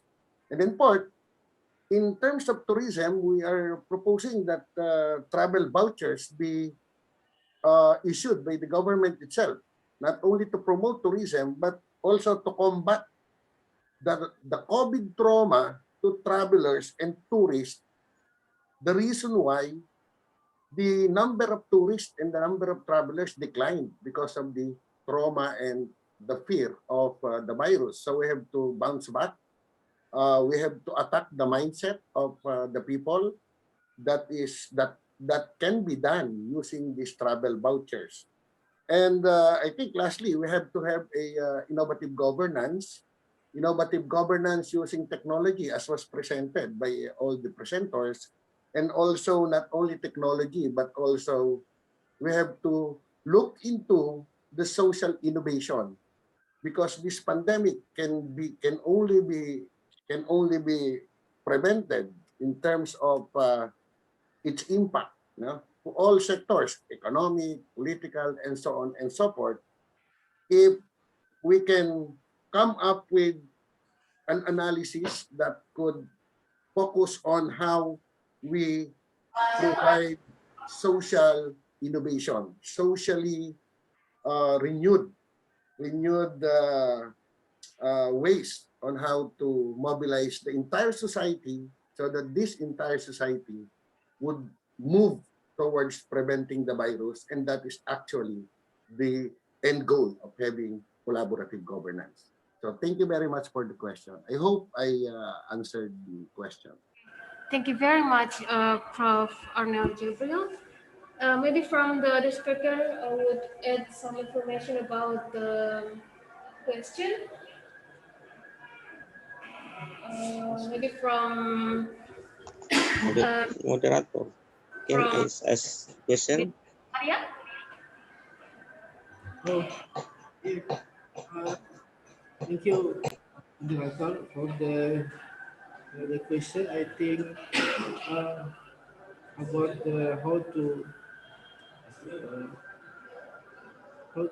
how our recommendation for to manage condition the economic impact pandemic COVID-19. I think Filipina and Indonesia have same culture, and I think the community can be contributed for how to participate in the government, our government, in local government, to build a resilience community, and then help each other, help the UMKM. I say in Bahasa, in English is small and middle enterprises, and then we have strongly the community and the strongly more social capital, and we can how to say, we can make this to our power to help each other to the impact, how to say,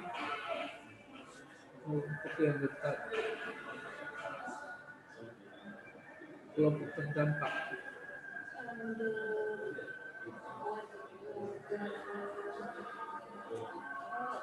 The group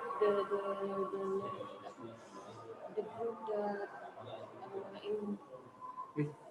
Okay, I'm sorry. I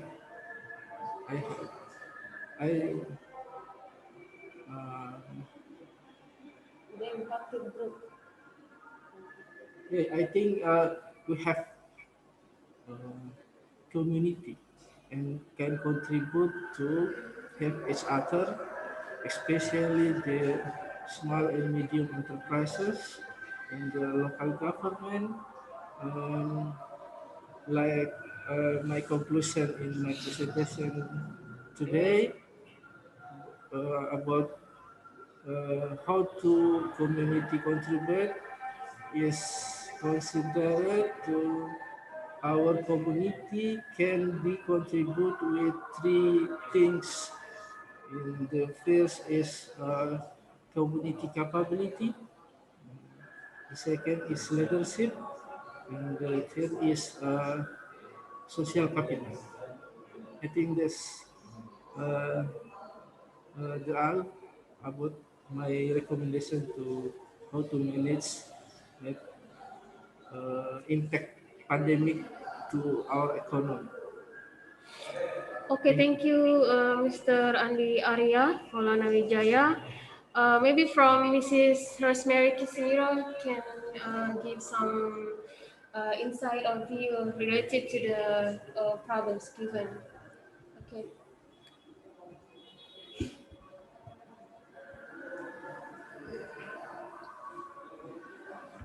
Okay, good morning again.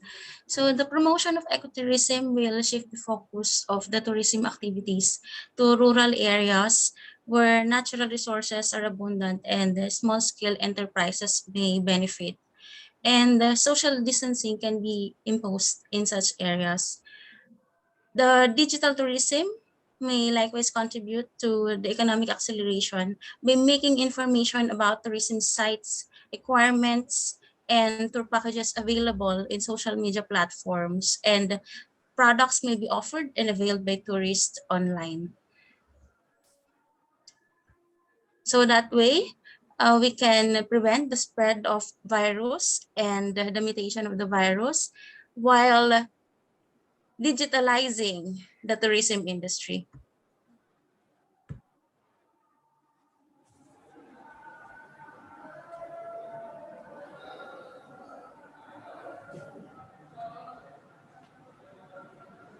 Okay.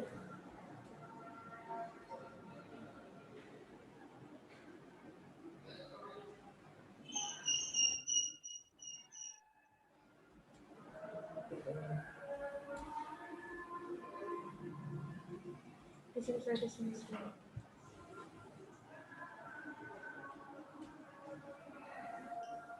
Moderator, can I ask question?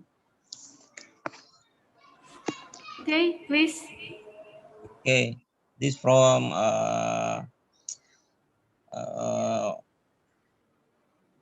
Marijen. Presenter Marijen. Okay, thank you for the opportunity give to me in today's seminar. Introduction, my name is Junaid, I am teacher. From the explanation for some the presenter, there are several questions that I asked Mary Jane about the problem of COVID pandemic. Related to tourism, I have not seen obstacles to the problem of tourism development. One of which may not have been mentioned about the impact of terrorism, which column also hinder the development of the tourism in the world in general and the Philippines in particular. Besides that, is there another solution that can allow tourism to develop in the future of its COVID-19 becomes endemic? Remember, becomes endemic, and it's not longer a pandemic. This is a question. Sorry, is there maybe error in my question? And so for your attention, I say thank you moderator. Maybe this my question. Okay, thank you very much.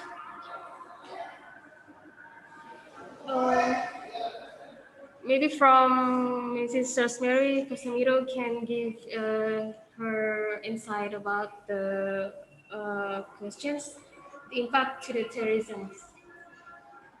Okay. Yes. Thank you, ma'am.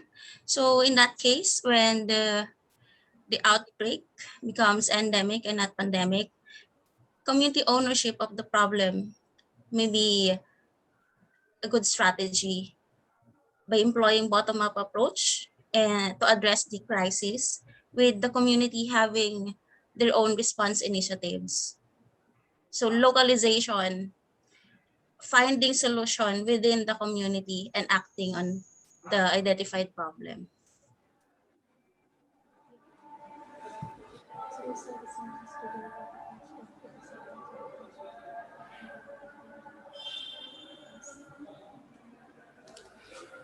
Okay. We almost at the end of the activity. If you still have any questions, maybe I give you one one last chance to ask the questions. Please.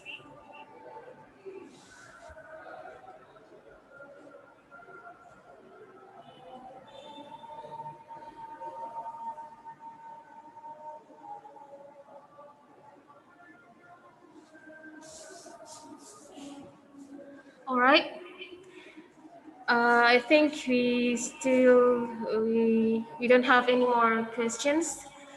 All right. Before we close this international webinar, I invite the speakers to deliver some closing statement. Maybe one speakers give the time 2 minutes. And I will begin from Professor Arnel Jabril. Okay, please, sir. The time So is yours. thank you very much. I think the last words that I would like to give in this international webinar is to look into the application of the so-called collaborative governance. Because as I mentioned, the government can no longer face this pandemic. We haven't experienced this magnitude of problem in our generation.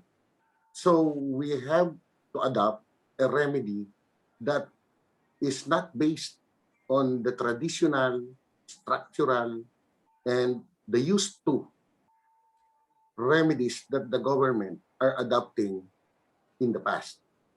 We have to have mobilized the community and establish an agile government so that we can make our community resilient as fast as the virus is contaminating our people.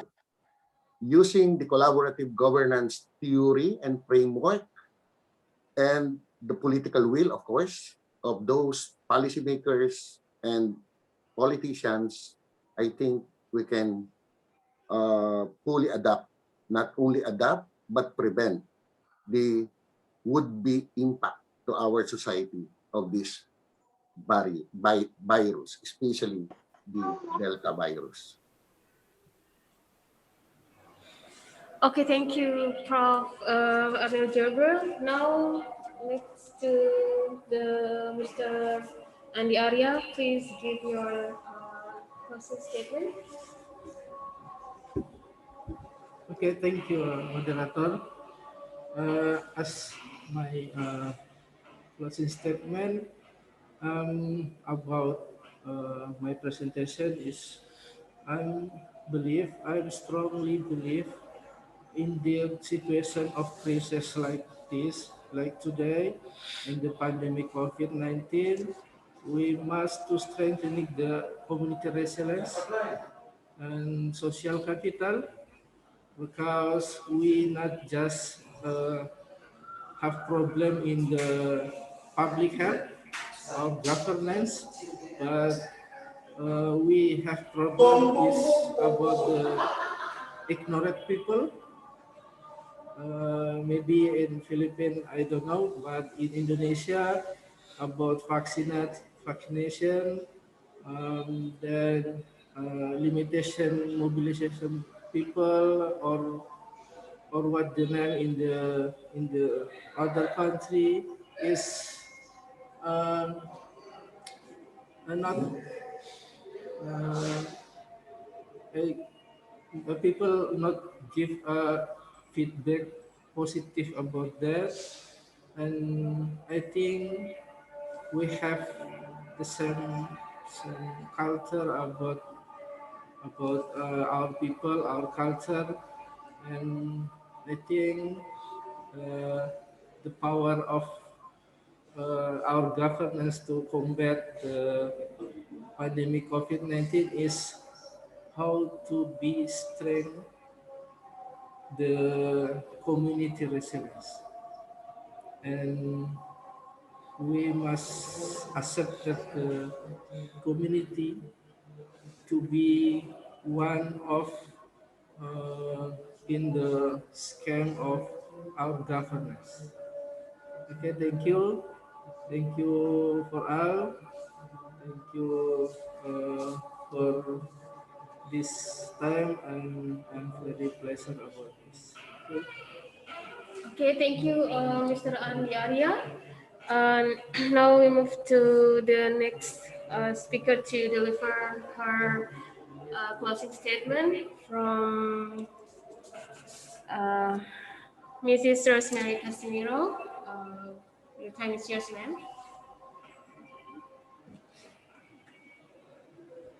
Okay, so thank you. First of all, thank you very much to the organizers of today's webinar and to all the attendees. We have to have a plan that is based at least on the best practices of different nations and the experiences of the different localities. A plan that is sustainable, adaptive, inclusive, and innovative. And that entails the participation of the different sectors and the people on the ground who have the first-hand information and experience on what is the magnitude of the problem on the ground and what must be done.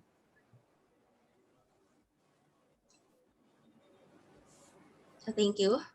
Again, thank you. Okay, thank you very much, ma'am. The last speaker would give his closing statement from Mr. Herman Lagalai, please. Thank you to moderator. In my closing statement is cooperation in my presentation today is cooperation force between government and private institutions in the context of acceleration the recovery of the COVID-19 pandemic, after which the next economic recovery step is through the tourism sector and micro, small and medium enterprise, so that economic stability for the community will quickly recover. Thank you. Okay. Well, thank you very much to all the speakers have given us the closing statement. Finally, we come to the end of this international webinar, and I'm pleased to give applause to all of us. Yep.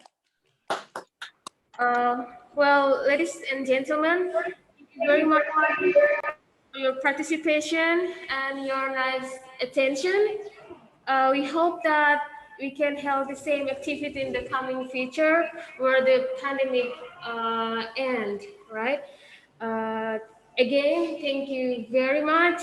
I close this international webinar with saying Alhamdulillah, Assalamualaikum warahmatullahi wabarakatuh. Selamat po. Yeah. Okay, maybe we can have some photos. Maybe you can open your camera.